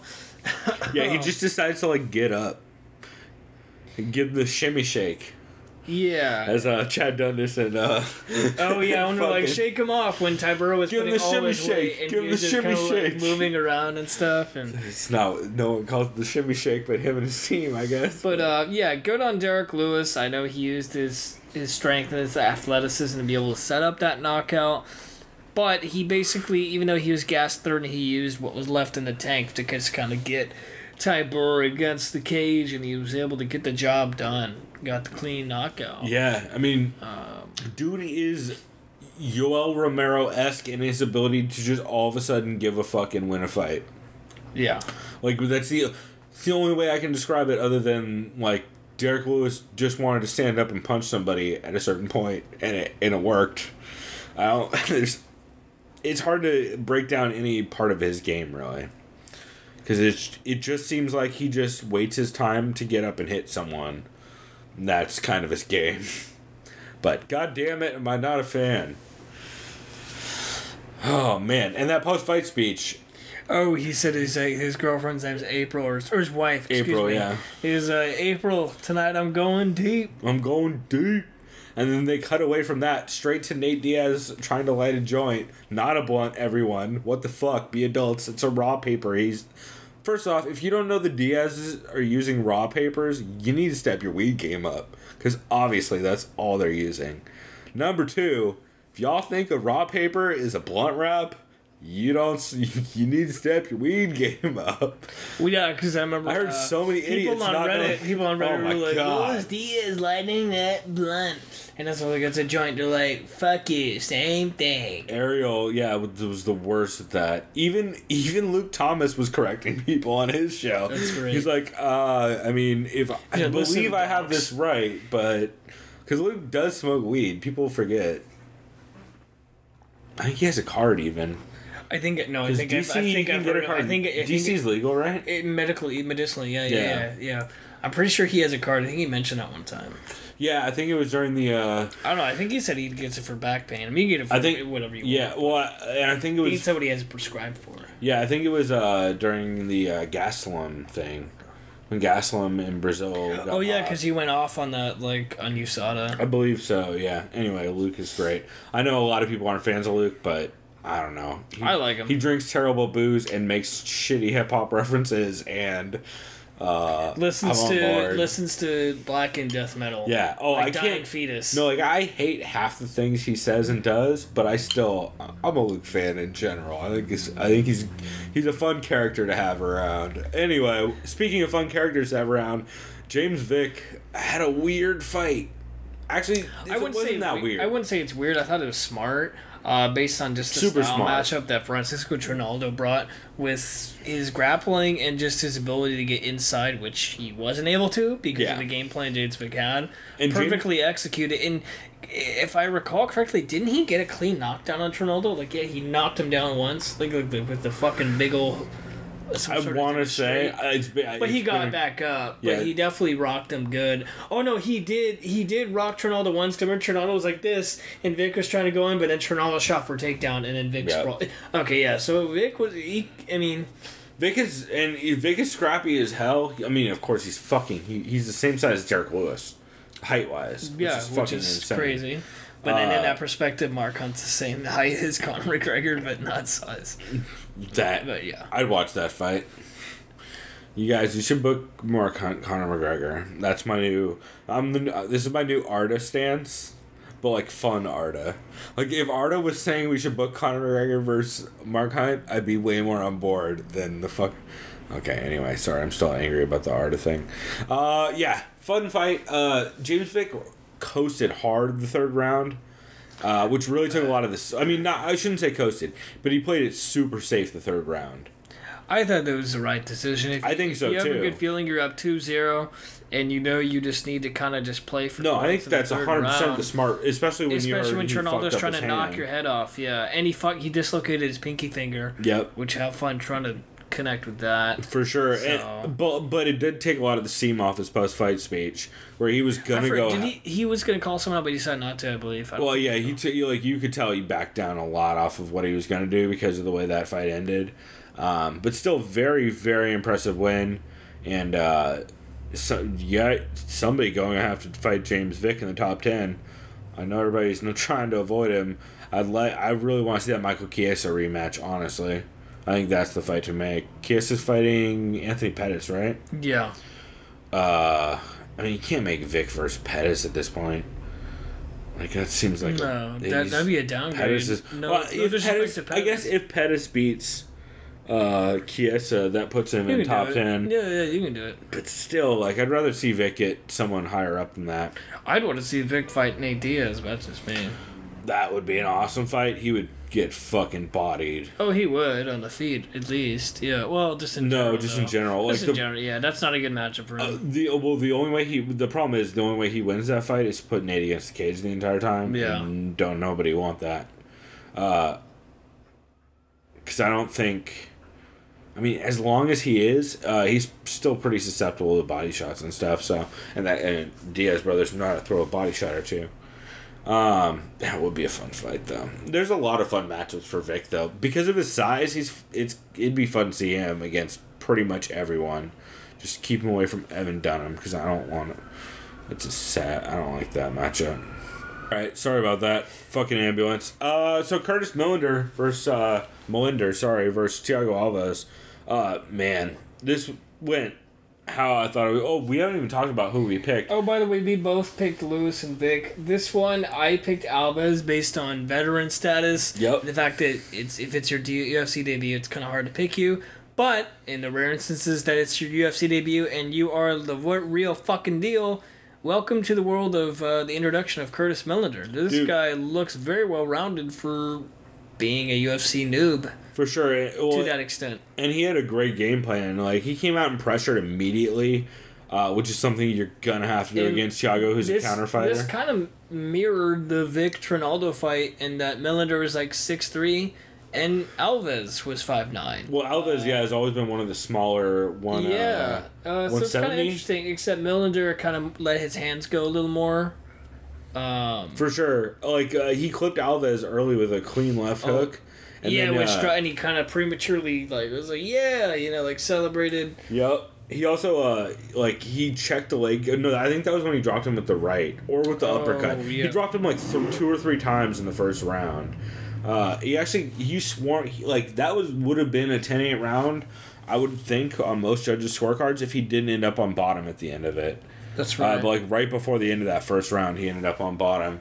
But then he came out of the second and he landed that nasty standing knee, just clipped him coming in and finished it. Oh, just knocked him clean out. It was real sharp. So that dude, like we discussed earlier, Where does this guy train? That's a good question. I know he's real young in the sport, considering how many fights he's had. CSW. Oh, that's right, Josh Barnett. Oh yeah. Remember? We had a whole discussion about this last week. He's out with Josh Barnett and those guys, which you wonder if he's because CSW is mostly a wrestling gym. From what I understand about CSW, it might have changed a lot since the last time I've read anything about him. But you would wonder who else in LA he's working with for striking, because definitely somebody. But fun fight. And speaking of fun fights, fucking Brandon Davis and Steven Peterson beat the shit out of each other. Hats off to Steven Peterson for hanging in there tough. Dude, God damn. Scrappy ass fight. I gave all 3 rounds to Davis. Yeah. But oh my god, was Steven Peterson not only hanging in there with a crazy chin, still landing and throwing constantly. The amount of volume both these dudes put out were wild. One of those guys is I didn't hear no fucking bell. Yeah. Fucking both just constantly banging it out. It was crazy. That was a really fun shouts fight. out to Brandon Davis at the end, getting me with the circle game. God damn it. Did you notice that? Oh, I didn't. Yeah, he went like this to the camera, and of course the camera looked at it, and he went like this, and then literally the camera zoomed in on it, and he just started laughing. I'm like, God damn it. That's hilarious. It's kind of funny though. He just went like that. That's low key. That's fucking so funny. I bet you so many of his friends died when that shit happened. Oh, I know. It's stupid. Dude. I don't know if you watched the women's hockey in the Olympics. They fucking beat Canada. It was a sick game. They ended up in a shootout and they won. So the U.S. beat Canada in women's hockey. Because just a disclaimer, for men's hockey, the NHL was banned this year. First time in a long time, which I like because it made it more competitive. Why was it banned? Oh, because we slaughter everybody? Or Canada slaughters everybody, I mean? Well, usually it's a power struggle between Canada, U.S., Finland, Sweden, and Russia. I was going to say Russia's definitely Finland and Sweden. I'll just say Wait, what about Iceland? I've seen the Mighty Ducks. No. Oh, wait, no, D2, I'm sorry. Yeah. I'll tell you this. The main reason was Alex Ovechkin from Russia and from the Washington Capitals 2 years ago said, I know in my contract I kind of want to playing for Washington, but come 2018, motherfuckers, I am going to choose playing for Russia instead of playing in the NHL. So the NHL was like, you know what? We can't have half these guys not playing for their NHL teams and causing a huge fuck up in the season. That's fair. So guess what we're doing? We're getting rid of the NHL. And they did it this year. And the U.S. lost. The men's team lost. I mean, it was mainly the people that are eligible were former NHL players, which you still have decent talent, or college players and AHL players. Were available. The AHL has good talent. It's like San Diego Gulls players. Yeah, you can't fuck with Russia or Canada with a bunch of. But see, Russia, they still had a great team because even without their NHL players, it's still dudes that are more like NHL anyway. Like Russia, especially Canada. Canada, of course, I think won gold because it's like even their non-NHL players are basically NHL players. You know, they're already so good. But what was funny is Russia got banned for doping. Of course, yeah. So it wasn't the Russian. It wasn't. Icarus. They weren't called the Russians. It was called the Russian Olympians. I swear to God, it was so awkward. It was a red and white team with the Olympic logo on it with Russian dudes. Yeah, if you guys, I think they ended up getting bronze or some shit. And it's like, the Olympians. Yeah, they were technically. So, sorry for going off on hockey, but the reason why I mentioned that is because the women's on the. When they got the gold medal, when they bite into the medal, she went like this in her picture, and it's like, of course, one of those, yeah. So, that was a roundabout ass story, but that's a good one. Yeah. That's hilarious. So speaking of hilarious people, Mr. Sage Northcutt himself got a decision against Thibaut Goudy. I'm trying to remember. I only remember this fight briefly. Did he use wrestling a lot? Or No, he used elbows a lot while while Goody tried to take him down against Cage / took him down against Cage. Let's see my notes on it. Sage got clipped with a left or with a hook. I don't remember which hand. Pretty early on, and it hit a solid double to side control. And Sage, let's see. Oh, Sage got dropped again in that round, and he tries to shoot a desperate double. Gets Goody against the cage, and Sage basically chipped away with elbows. Gave that round to Goody, 10-9. Second round, there's a big shot as Sage backed up against the cage, and Goody ended up in half guard on top. I gave the second round to Sage just off volume because Goody basically hit one big right hand and then just tried to wrestle him the entire round. And then the last round, I had it 29-28 Sage for the end of the fight because Sage basically was the only person to throw strikes in the third round. Oh, that's what it was, yeah. It was I felt so like annoying. Goody was just kind of like backing away. I was like, alright. It was just one of those things where like he wasn't even backing away. He was just wrestling Sage the entire time against Cage. And I guess I ended up choosing Goody. Yeah. I believe so. Yeah. Also, I got all of the main card correct except for the Medeiros fight. No, good on you. I did pretty good on picks this week. Well, except for a couple. But I did my, of course, 50-50 average, per usual, basically. Yeah. I mean, that's still not bad, considering how closely matched some of these were. But yeah, so I had it for Sage, barely, just because Goody literally didn't do shit in the third round but lean on him. Like, he did some Colby Covington versus what's-his-face type strategy shit. Maya? No, not him, No, because at least he punched Maya. I meant Mike Perry. Colby Covington against Mike Perry? Yeah, he just put his face in his dick. No, yeah, that's right. Let's see. We got Jared Gordon fought against Carlos Diego Fajea. We both chose Jared Gordon. That was not the case. To be fair, I did not think he would get kicked in the dick twice in the first minute. Oh, I remember that. Yep. And then he had to explain that I'm going to take a fucking point. First one was 20 seconds in. Second was like 20 or 30 seconds after that. Dude, that probably did affect him legit, though. Immediately after that, dude, getting kicked in the balls twice, like, that's gotta fuck you up. Yeah, and then right after that, he gets caught in the, or he gets dropped with a left, and, so the dude steps over to mount, grabs the arm, and, as he rolls and I should have just made a troll shit thread on our MMA saying, Fajea's a cheater, fucking gets away with kick him in the balls clean, doesn't get a point. I mean, I'm sure that was already a thread. Cardio and gets the dub. Also, there's a weird statement about, like, oh, Fajeda trained with Mexican Border Patrol agents on how to, like, lock down the arm from back control. And that's how he got the finish. And it's like... Mexican Border Patrol? Also, what? doesn't make me real... that doesn't make any sense. Why is he with Mexican? I think he's from Texas. Oh, yeah, he trains there. I think so. He trains there, yeah. Because he was like, oh, thank you, Texas. It's like my home away from Brazil. But also doesn't make me real confident he's not doing steroids anymore, which he just got back from a suspension for. So, like, probably, if I was USADA, I'd be like, you were training with Mexican Border Patrol agents, huh? Those dudes are notoriously clean. Yeah. Anyway, Jeff Neal got the W over Chris Mosey. This was my 50-50 pick. I chose wrong. It was, to be fair... Oh, this wasn't even close from what I saw. But, like, I like Brian Camozzi a lot. Jeff Neal looked great in this fight, though. Yeah, Dana White or whoever decided to take him on from his show picked wisely. This dude looks fucking great. I shouldn't say great, but he looked solid. He looked good. Yeah, he pressured. Yeah, he pressured with some cage control early. There were some wild fucking exchanges, and Neal eventually gets his back against the cage and got the RNC. Actually, bulldog choke, I believe, or somewhere in between an RNC and a bulldog choke. Super impressive. Jeff Neal looks legit, and I guess the dude had $50 in his bank account when he got that win and paid off his rent with his per diem. That is fucking great. I love hearing shit like that. Me too. Great. Also, give that man a bonus if when you hear shit like that. That's if this was the Fertitta era, if this was old school Vegas, that's when you get a fucking envelope full of cash. Bro. Andre the Fertitas would probably, let me just send you a check. Great performance, Jeff. Well, they used to just give out what they used to call undisclosed bonuses, which does not exist anymore. Yeah.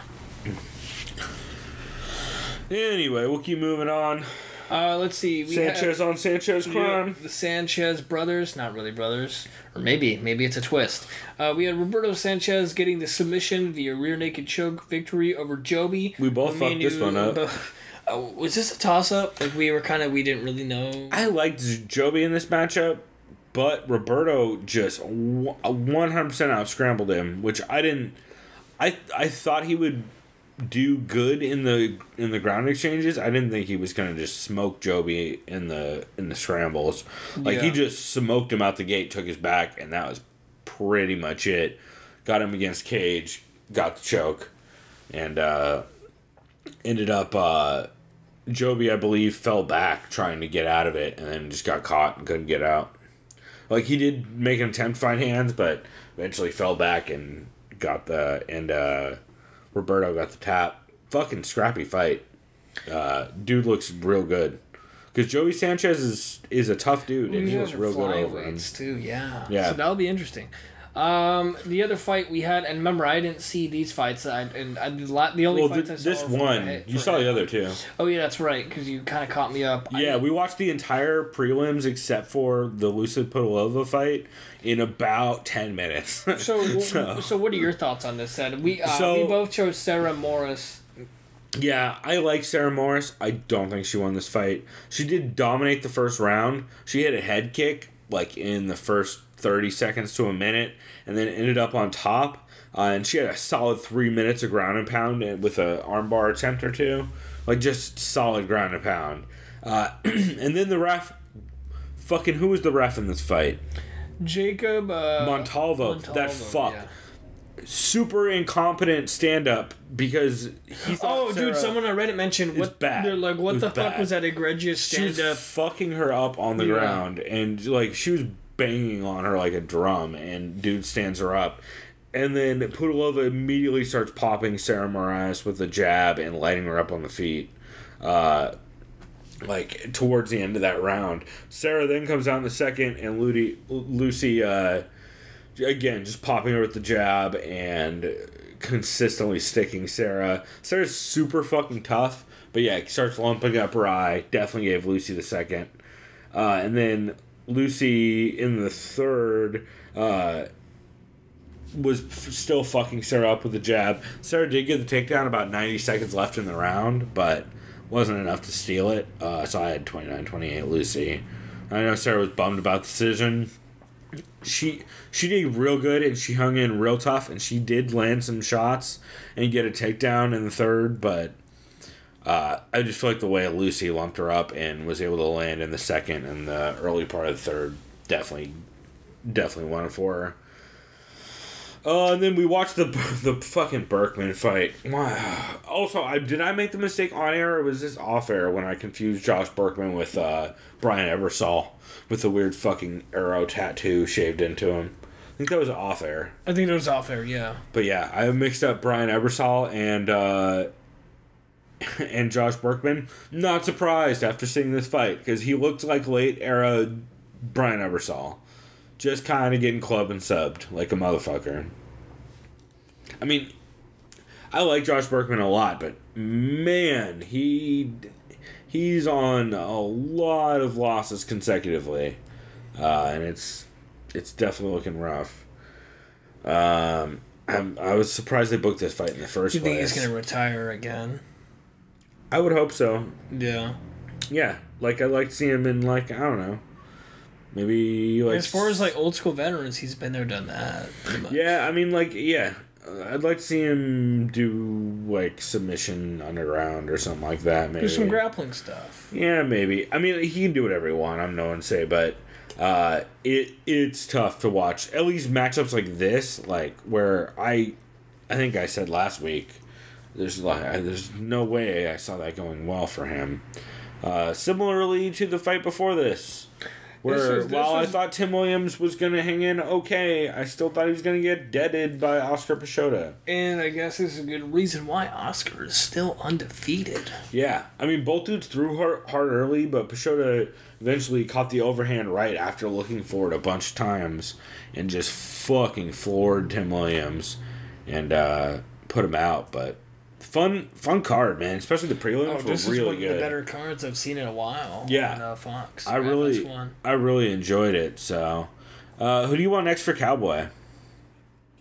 Who do I think he should fight next? Yeah. Well, he said he's going back down to 155, right? So, of course, let me pull up the rankings, even though, of course, rankings are, That's right. Also, I began setting up some show rankings on Tapology that we're going to start our own fucking rankings. Our own rankings? I like that idea. So I will, I'll have Chris take a look at them and adjust them. Okay, so currently, let me press that refresh button. Let's go to the lightweight rankings, which I assume Cowboy is. Oh no, he is no longer ranked in lightweight. That's right.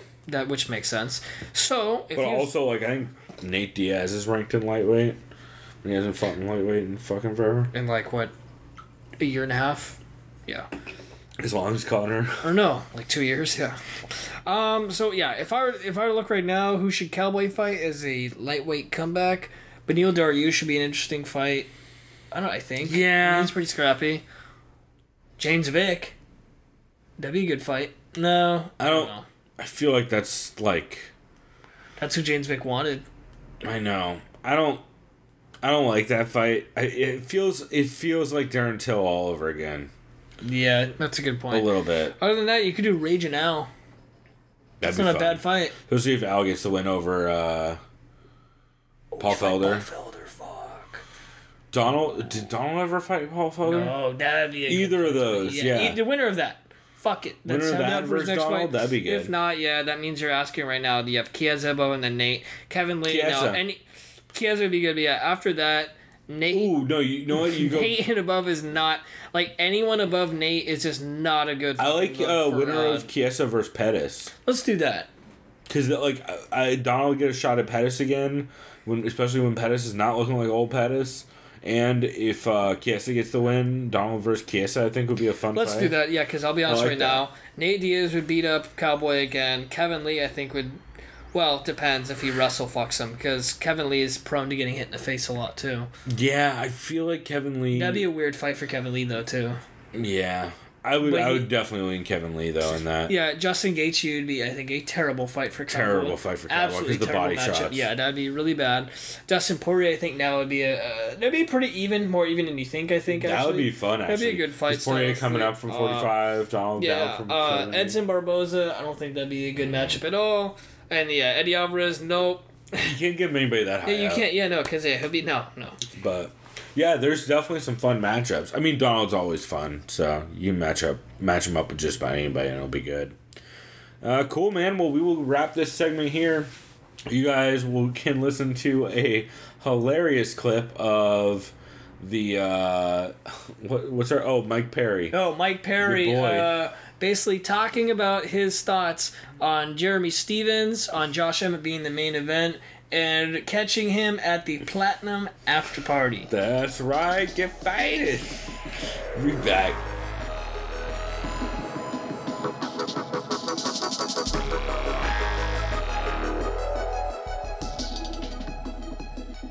Does it bother you that he's the headliner over you? Not at all. Okay.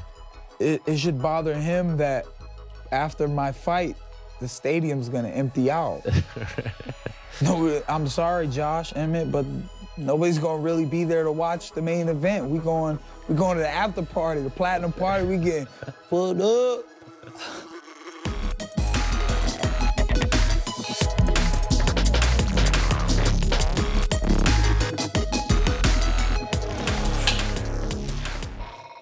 All right, everyone, we are back again. That's right. Last segment of the night, or of the podcast, I should say, or of the episode. Wow, I'm just backtracking like crazy already. Yeah. So what we're doing here, of course, in our last segment is what's the official name on this? UFC on Fox 28 Orlando. Emmett versus Stevens. Yeah, UFC Orlando.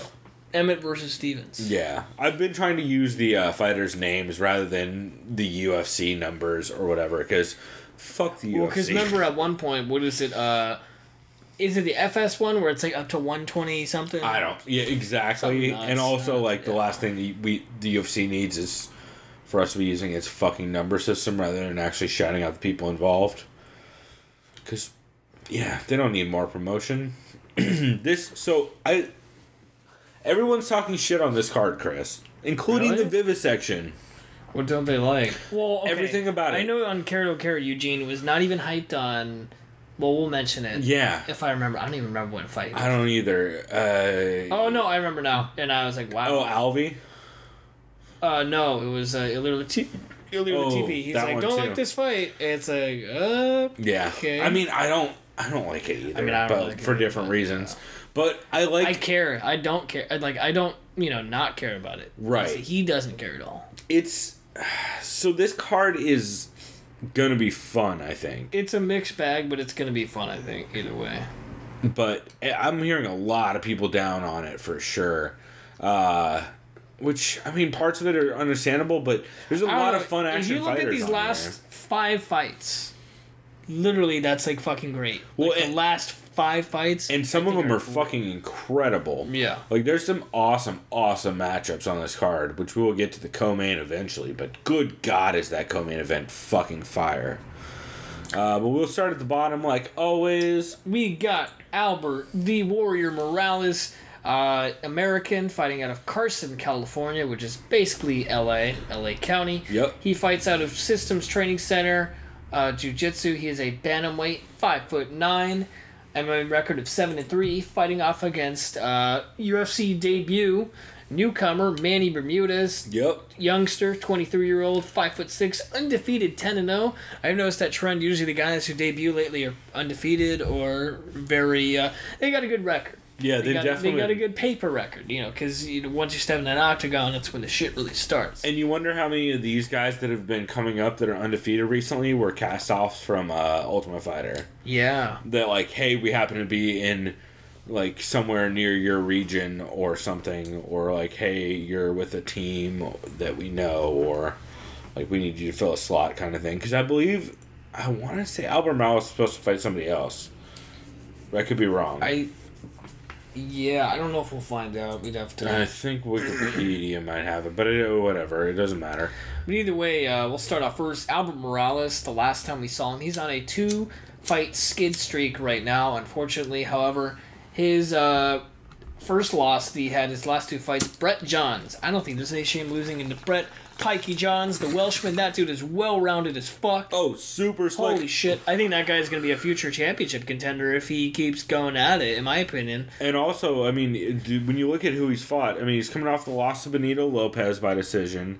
And His debut was against Alejandro Perez. Which was a draw. Then he fought Thomas Almeida, the taxi cab killer. That was back when Thomas Almeida was smoking fools. Yeah. And then the win over Andre Sukumtov. No shame in that. That's a fucking great win. That was a good win. And he 100% won that fight. That should not have been a split decision. He smoked. I mean, it was probably an easy 29-28, if not 30-27. But yeah, then he had the loss to Brett Johns. No shame in that. Dude, Brett Johns just smoked Joe Soto. Benito Lopez, unanimously. Yep. Yeah, Which Benito Lopez, scrappy dude off Ultimate Fighter, and he went to decision. And that was a good fight. Albert Morales looked good in that fight. It was super competitive. I'm high on Albert Morales for sure. But Manny Bermudez is scary. I watched a little bit of tape on this dude. Super, super, super crafty jiu-jitsu player. It's hard to tell how much of that. Wow, holy shit! It's hard to tell how much of that is people just diving into shit against him, because there's a lot of that going on. Like Rodrigo Almeida literally just dove straight into a guillotine and got choked the fuck out. It looks like at one point he fought Rodrigo, and then his brother Saul won revenge. Just kidding. Almeida's a very common name in Brazil. Eventually he'll fight Thomas. Yeah. Fucking or Raul. Yeah, there you go. But his fight against Bendy, which was his last fight. So he tends Great to throw... name. I hope that guy did jiu-jitsu. Bendy's a fantastic No, jiu-jitsu. he definitely got choked the fuck unconscious in the last fight. Well, his neck went bendy. Yeah, no, not even. Yeah, no. His consciousness went bendy.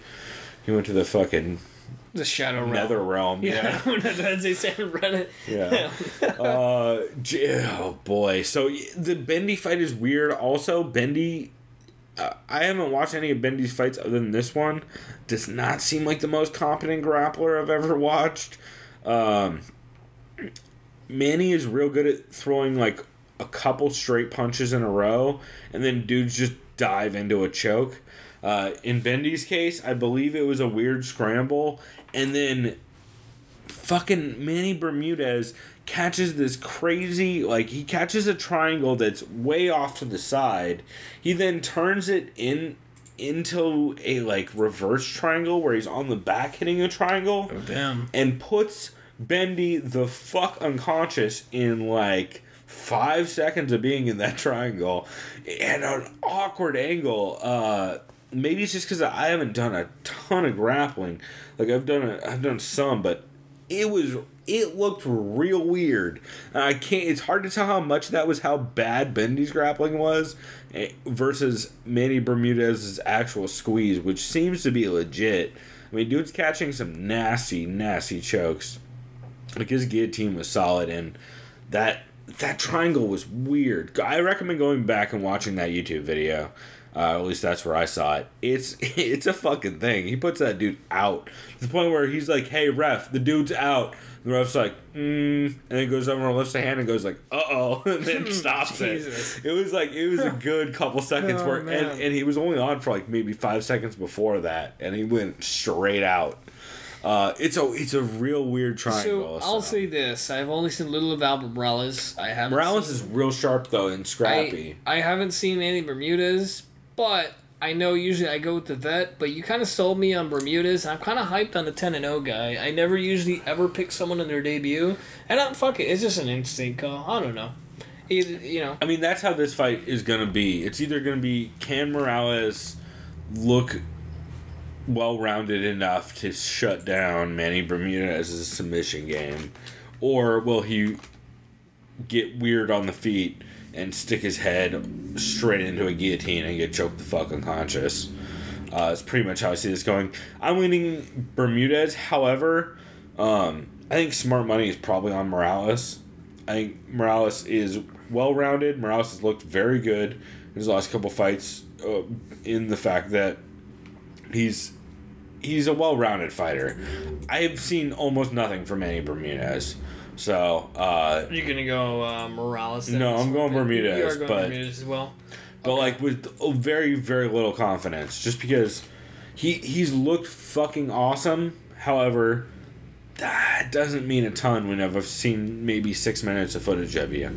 You know? Yeah, and I've seen none, so mine's just an instinct call. I mean, there's an instinct call for both of us, really. Anytime anybody's debuting, it's an instinct call, it feels like. So, next fight, we have two familiar faces. One really familiar, and Eric Showtime Shelton. The flyweight, as you may have seen from the Tough 24 flyweight tournament. Yep. The shot to fight against Demetrius Johnson. He fights out of Davenport, Iowa. He fights with Team Spratt, as in, I assume that's Pete Spratt. I would assume. He's a flyweight. Shouts out to Pete Spratt. I love it. I like that guy. I was always a big fan of his. 11-4 record. He's 1-2 in his last 3 fights. With his to be last fair, fight, though, those 2 losses are crazy. Yeah. And they're split decisions to tough motherfuckers. Yeah. So his last fight, he won against, I don't know if it's Hanel Lausa or Janelle Lausa. I believe it's Janelle. Janelle Lausa won a unanimous decision back in last November, Verdun versus Tybura. His fight before that, he had a split close decision. That's really what it just means. A close decision loss to Jared Brooks. I think it was the Monkey God. Yep, and that was a crazy fight where he did real well in parts of it. And then he lost to his tough co-competitor, Alexandre Pantoja. No shame in that. No, it's a good fight again. Very good jiu-jitsu practitioner. Yeah. And as we mentioned for like the 5th time now, Jose Aldo's jiu-jitsu coach. Yep, I always forget, and then until I'm reminded. And he is squaring off against Alex Perez, who is he looks like he might be going down in weight. Really? Oh, this is a catch weight. This is why. Okay. So it's a catchweight because Perez blew weight. Yeah. So it looks like he used to be a bantamweight, went down to flyweight, missed weight. Yeah. So now this fight is at 126 and a half pounds. Well, that depends, Chris, because it's at 126 and a half pounds. However, when he reweighed in, he was 127 pounds. Ooh, okay. So, Brett definitely did not cut more weight after he was 126 and a half. And that should factor in, because that's kind of fucking... That's kind of a thing. Like, whenever you gain weight in the time that you're allotted to lose weight, especially if it's a half a pound you have to lose... Then you might be Yoel Romero? I mean, basically, yeah. Like, and I don't know how much that benefits you versus hurts the other guy. Yeah. It's hard to tell. I'll say this. Let's go ahead and look at Alex Perez. He's 5'6", same height as Eric Shelton. He's 19-4, has a lengthy career as far as just the promotions he's been in. He's only had one UFC How old fight. is he? He is 25, and I believe Shelton. Holy shit! Hold on. He's 19-4 at 25. Okay, maybe this is the dude with the crazy career that I was thinking of. Yeah, look at this. He fought. He did in 2011, 7 years ago. He was fucking 18. Well, he's probably turning 26 this year. Okay, he's turning 26. I mean, yeah, he's probably 19. You know when he debuted, 18, 19. Obviously, yeah, he did. So he's probably 19. So 7 years is a long time in the sport, though. Like that's 7 years is. It weighs on some dudes. This is interesting. Shouts out to... So his UFC debut... Sorry, you said shouts out to... I trailed off intentionally because I didn't want to fucking throw any fighters under the bus for having taken a lot of damage at a young age. Yeah. So we'll go ahead and say his UFC debut was last December. He had a submission via Anaconda choke against Carl's Jr., a.k.a. Carl's John de Tomas. Oh, I forgot about Carl's Jr., yeah. No, and I like Carl's John de Tomas, and that was a real good win. Scrappy fight, but, man, he's nasty off that front headlock series. Let me kind of see... Ooh, Adam Antolin. He was on the Tough Tournament. I mean, when you look at his... I'm looking at all these other people. Yeah, when you look at his finishes, he clearly is nasty off that front headlock series. Bunch of Bravos, bunch of Anacondas, guillotines. I'm curious how...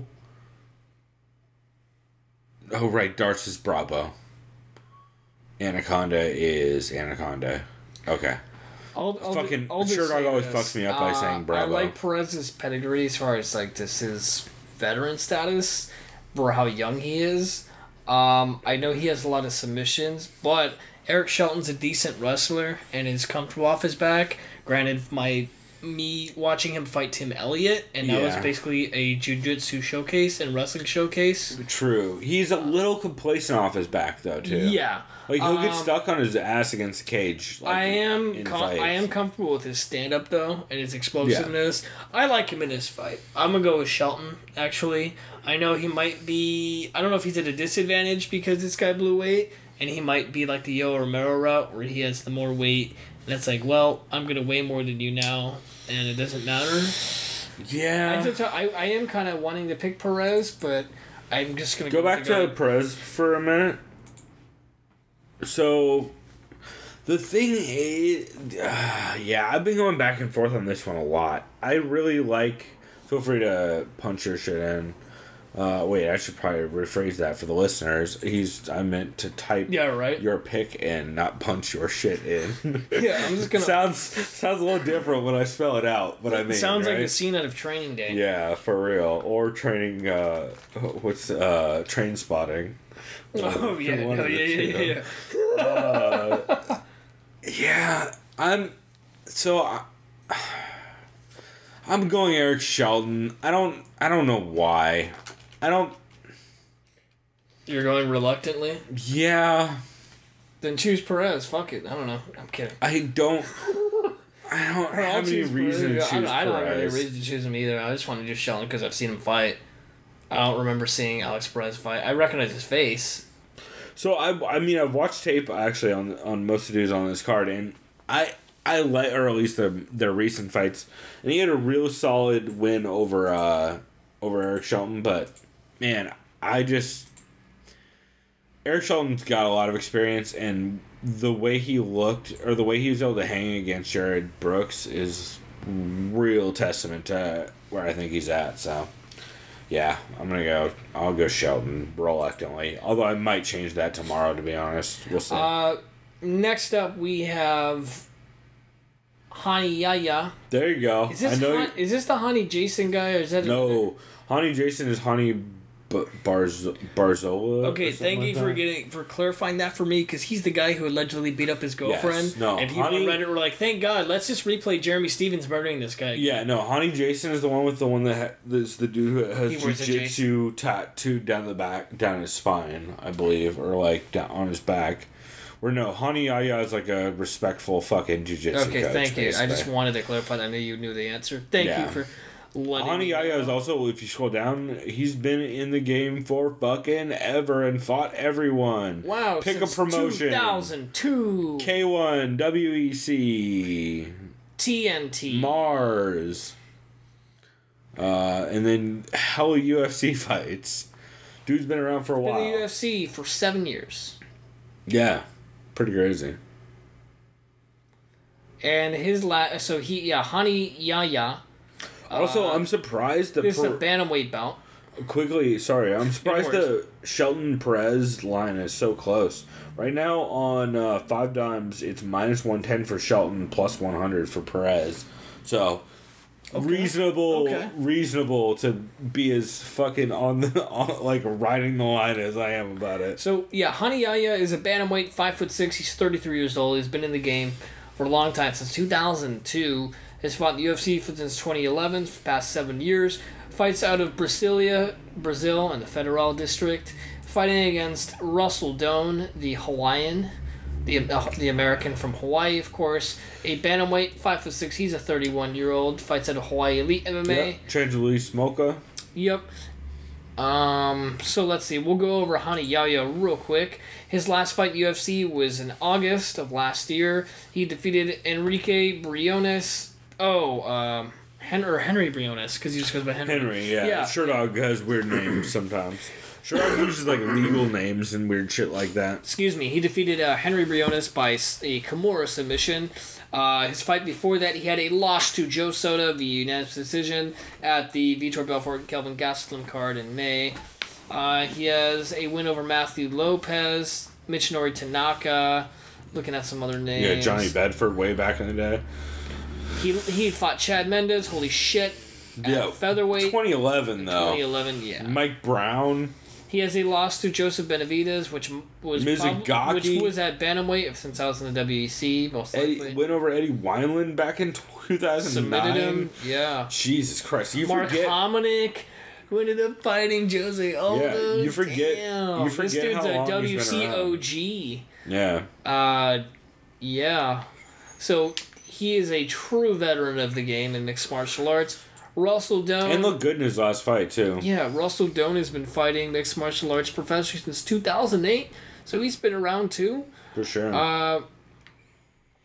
He ended his skid.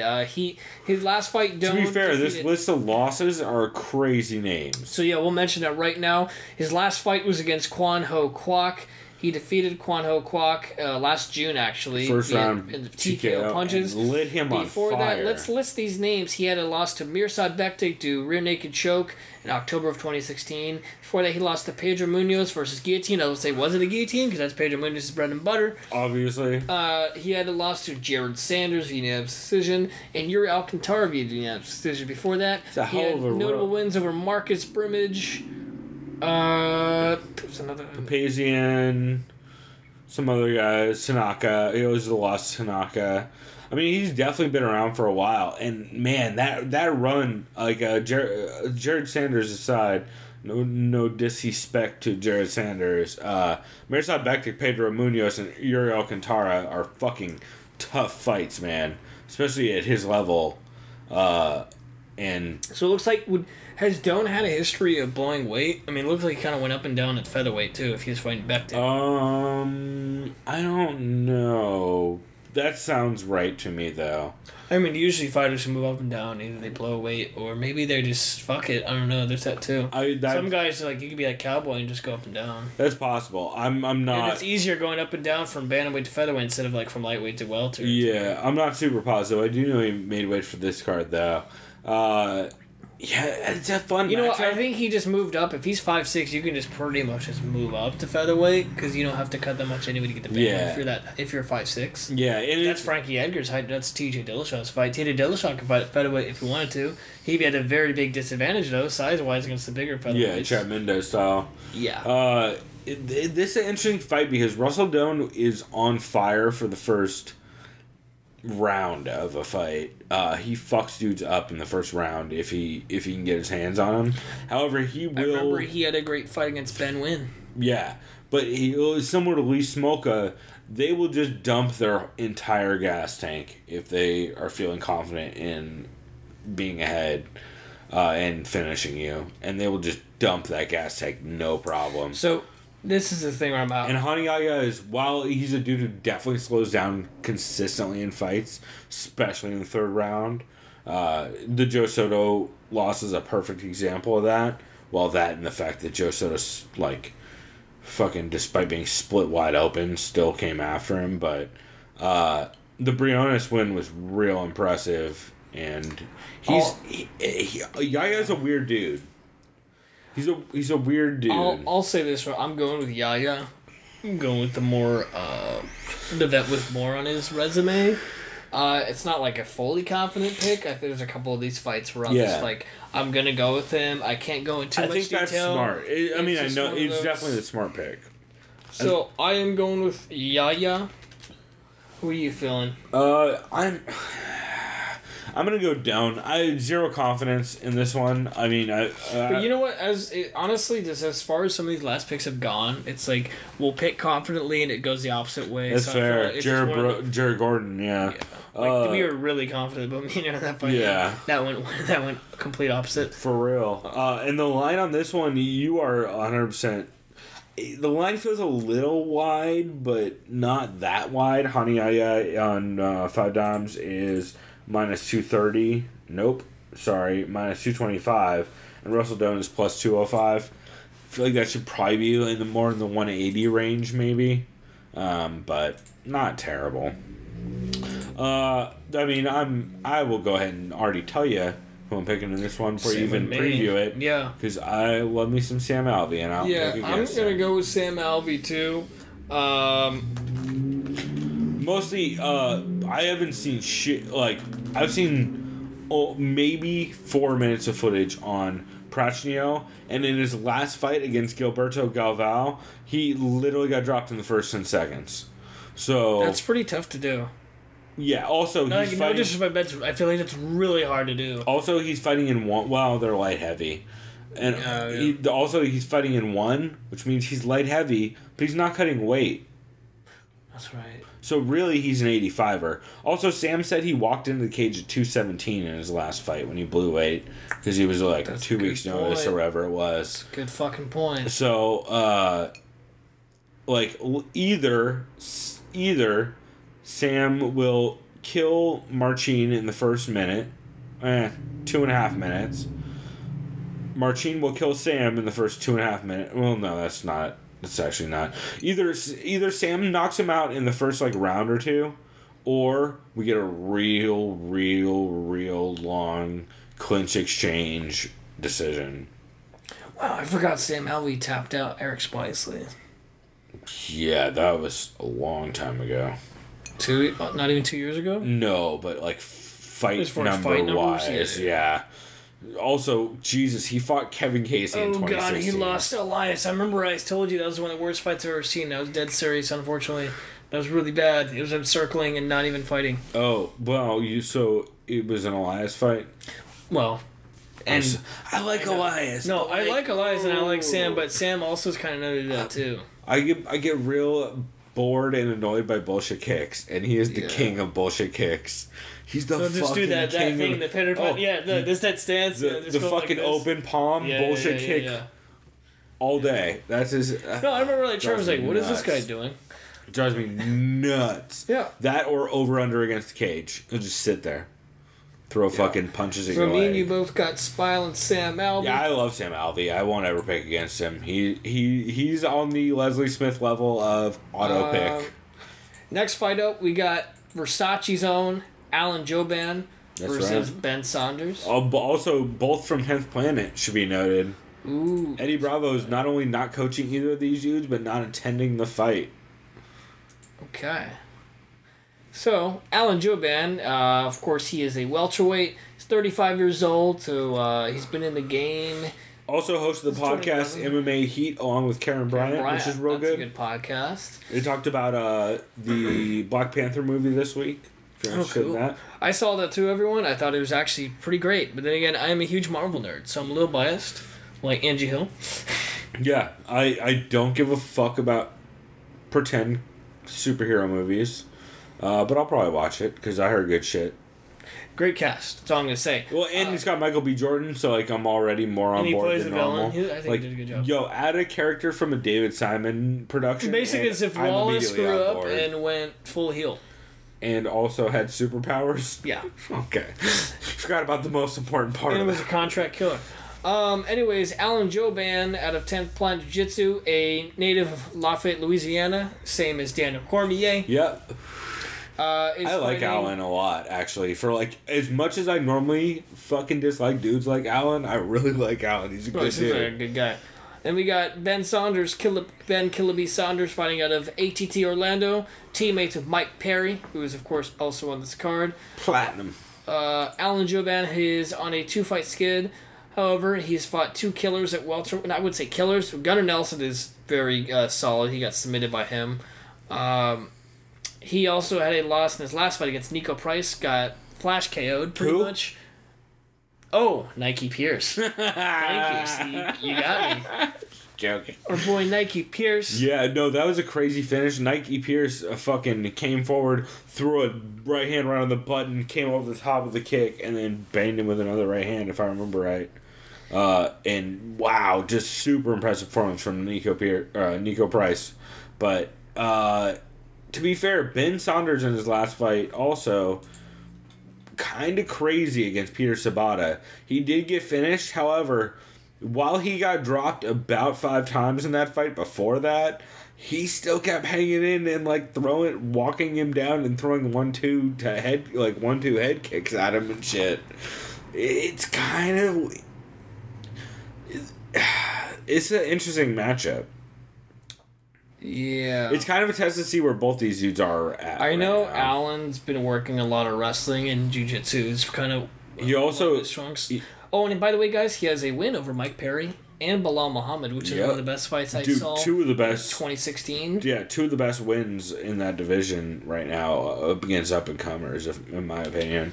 And Ben Saunders, it should be noted, is super high-level grappler, if you don't know. I assume you do. The way I see this, it's going to be a grappling battle. There'll be some exchanges on the feet, I think. Mm-hmm. I think ultimately it's going to go into who can get pressure against the cage and take them down. And I think from there it's going to be a battle on someone's back. Interesting. I really think it's going to be a grappling match. We're going to really see actually Alan Jouban's grappling come to light instead of him kind of backing away and being an outside fighter like we've kind of seen him before, minus the Bilal fight.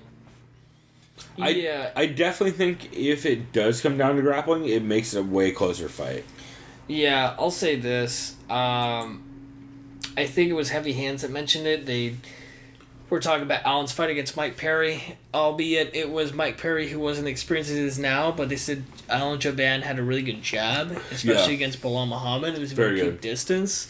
He's also out of Black House, which... I know he's trained with Tony Ferguson, too. Yeah, and I believe he's out of Kings. Yeah. I believe he's out of Kings nowadays. I'm going to pick Alan Jouban only because the guys at Heavy Hands convinced me. And usually sometimes if I'm like in the dark about what to pick, if, Connor and Pat Wyman are kind of going to just both be like, we're picking Jouban, then I got to agree with them. So I'm picking Jouban too in this. However, I did hear Jouban And, however, the reason why is because I heard Joban this week on his own podcast say, I have zero intention of grappling with Ben Saunders in this fight. I'm looking for an early TKO. Oh, wow. And I'm like, oh yeah, okay, I'm out. I'm on board. If I thought you were going to try and implement any other kind of game, maybe I would. Yeah, because like you said, Saunders is a grappler, right? So I mean, Saunders also has very solid Muay Thai. They both do. I mean, they're both 10th planet guys with solid Muay Thai. They have very similar games. And it's kind of a bummer they're fighting. However, and I fucking love Ben Saunders. I've talked to him on the UG, and I've talked to him, I want to say on Twitter too. And I know he's on Reddit and stuff. Like, he's a great dude.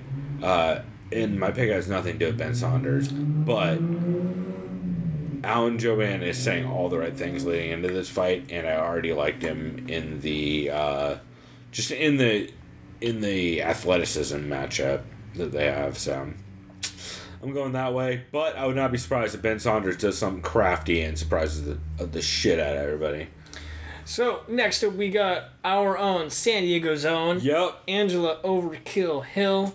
Podcast favorite. Yep, fighting out of Alliance MMA. I will go ahead and stop you right there. It doesn't matter who she's fighting. I'm picking her. I'm picking her as well, and the main reason why I'm picking her is because she is fighting Marion Renault. Just kidding. Whoa. Not GDR either. Okay. I'm kidding. I'm fucking dude because Iron Lady bit. It's Marina Moroz, who I just saw earlier get absolutely blasted by. Was it Carla Esparza? Carla Esparza, yes. Which is crazy because Carla Esparza. And wow, she beat Danielle Taylor, who's really scrappy. But then again, Danielle Taylor's still very new, though, too. So Danielle Taylor also is like 4'10 with a giant overhand.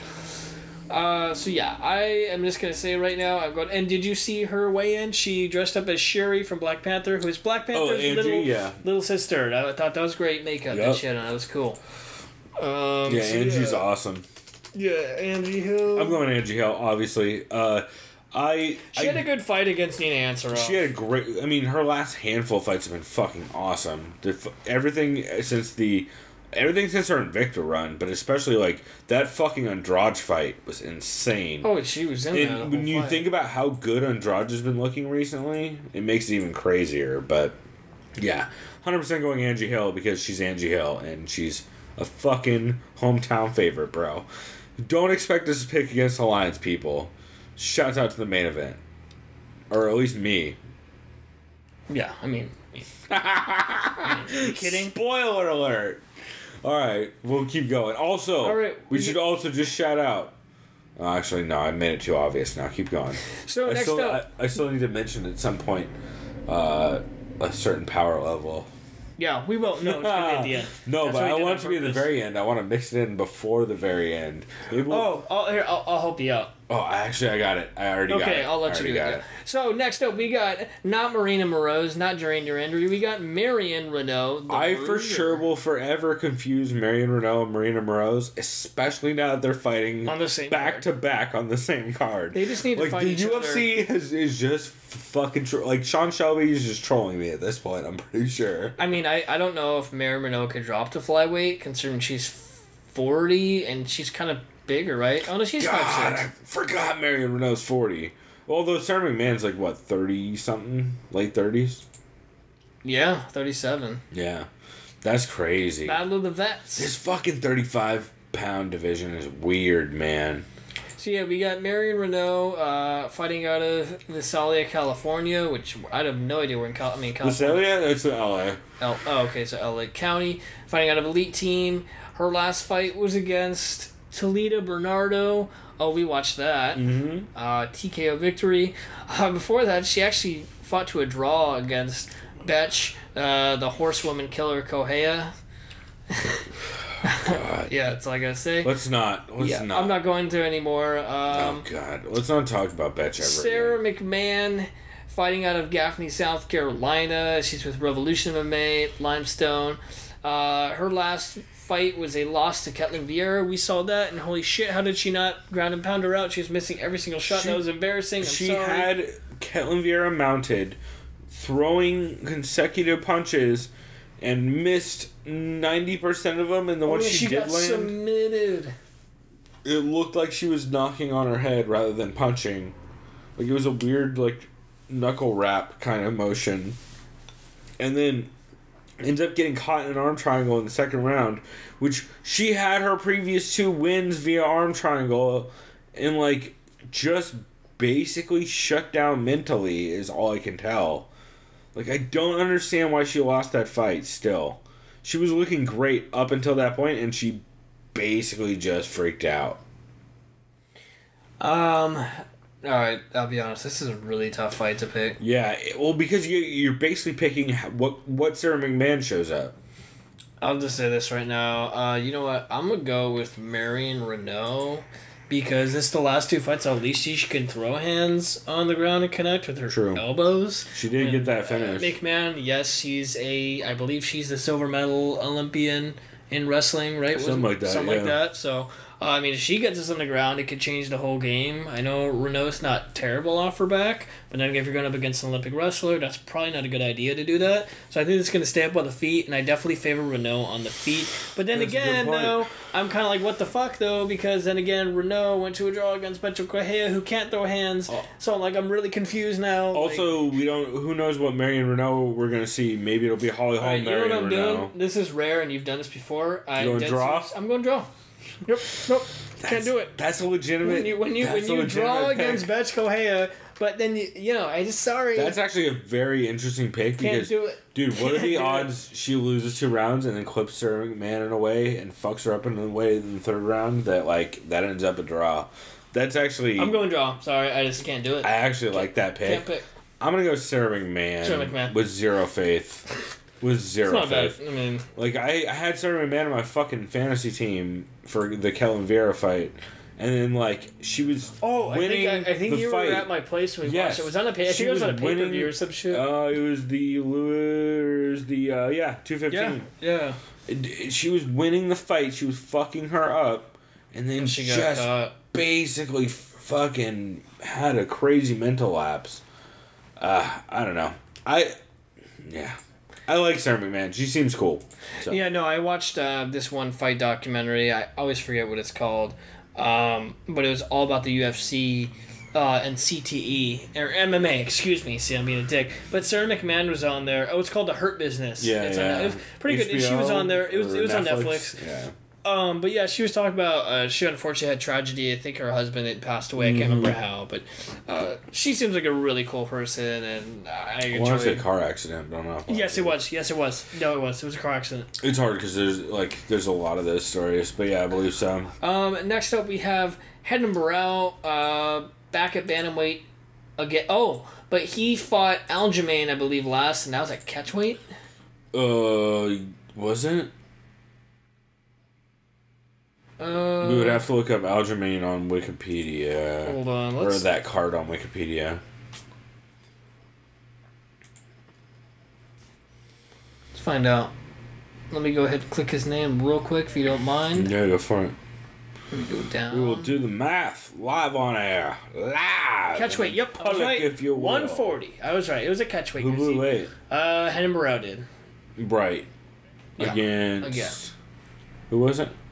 Aljamain, he lost. Right, right. Yeah. But he was winning that fight. Yeah, he fucking destroyed him on the feet. That was bad. Yeah, well, and then Aljamain took him on the ground, and then he had an adrenaline dump. He's like, oh no, and he panicked because it was heavy hands. They mentioned Hedman Burrell, once he gets clipped, since he knows he can get knocked out, he just goes into panic mode and just exalts all his energy. Yeah, they had a great description on that, which makes this fight double interesting, right? This is insane to me. Like, Hedman Burrell is still young to an extent. Well, when you look at his losses, look at his mileage, 34-5. First of all, that's insane. Yeah, but look, there's 4 losses. Let's see what he lost. Let's look at his 5 losses. So his 4 losses, he's lost 4 times in 4 years. 4 losses being Aljamain Sterling, which was last July. He lost to Jeremy Stevens, who he survived getting hit. That was a featherweight bout. Which is crazy. He lost to Tito Dillashaw, which was the infamous introduction to Tito Dillashaw. And 4 rounds getting bombed on. By TKO in July of 2015. Oh, no, that was a rematch. That was a rematch. And the first one is when he had fought him in 5 May of rounds 2014. eating bombs. Dude has a chin. Other than that, he hadn't lost in... Wow. His debut in 2005. 11 years. He had gone 11 years. Yeah. Without losing. Well, that's my point. 9 years. Excuse my math is way off. 9 years. Yeah, well, no. 2005. Yeah, 2005 plus 13. 9. Oh, right before that. Yeah. Okay, I got you.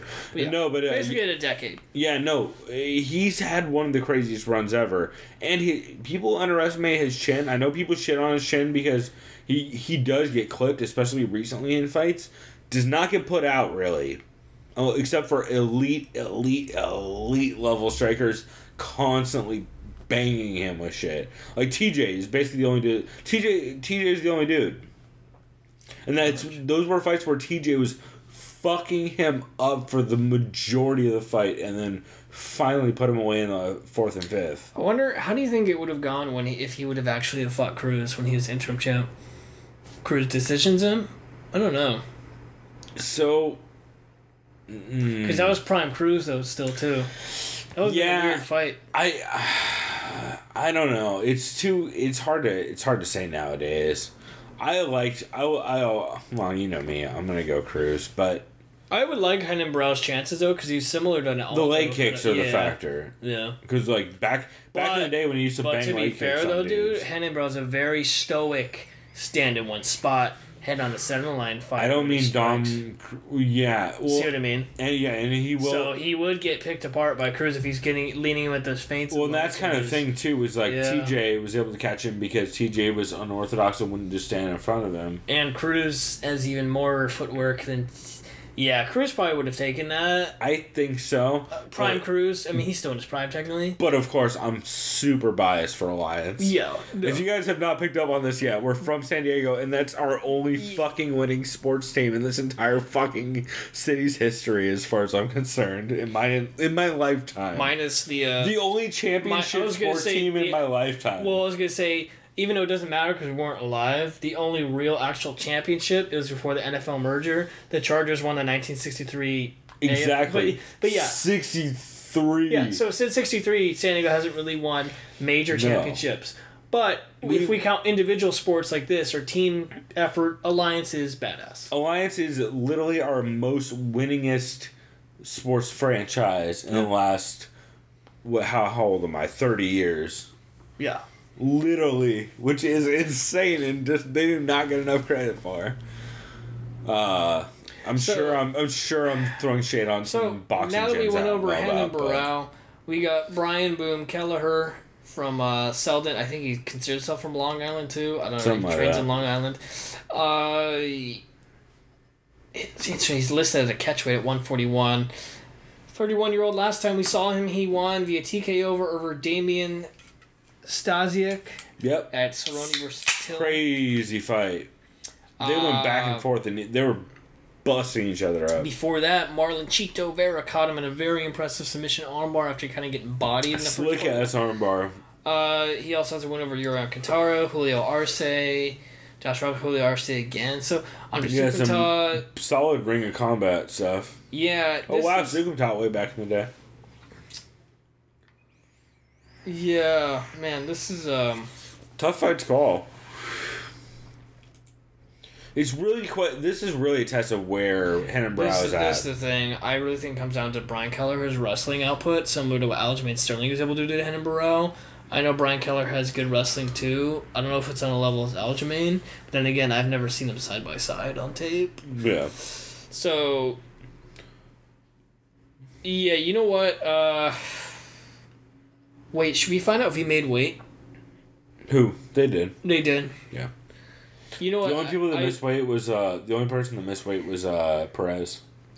You know what? I think I'm actually gonna go Barrow. This is actually I'm kind of surprising myself. He made 135. I'm real close to leaning that way. I can't remember the last time he confidently made 135, but when he does make 135, he's a different fighter.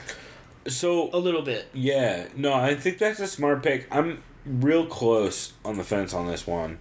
The thing is, I know you're probably leaning Kelleher, right? Because I was leaning earlier. I want to lean. I felt like he was going to dump Barrow. I want to lean Kelleher. The thing about it is he loves to jump on guillotines. And doing that against Henan Barrow is not going to win you a fight. Like, if Brian Kelleher stays standing and boxing and just being a straight-up boxer wrestler, if he wrestle boxes the shit out of Henan Barrow, I think he wins this fight. I'm worried about him jumping on guillotines. Because if he ends up on bottom against Hennenbrow, that shit's going to be bad. I just don't see him finishing Hennenbrow in a guillotine. And if he burns out a lot of energy, I think that's going to be a big problem for him. Did I say I'm going Kelleher? I guess I'm going Kelleher. Earlier you did. You're kind of... I guess I am. I'm not confident, and Unless you want to just call it a draw if you don't want to pick. No, because it's not going to be a draw. Yeah, I think either Brian Kelleher is able to... either he wrestle boxes the shit out of Hennenbrow, or he dives on guillotines and ends up on bottom. I think this is going to a decision, probably. I do, too. So you got Boom? I'll go Boom. But, man, not confident at all. So next up, we have arguably the most exciting fight, not the main event, with Mike Perry versus... Nah, fuck you. I'm kidding. Co-main event, That's why I was saying that. I like this fight over... This is the third best fight on this card. It is. That's actually not true. Fourth best, Angie Hill. Actually, fifth best, Ben Saunders. We got Mike Platinum Perry versus Max Payne Griffin.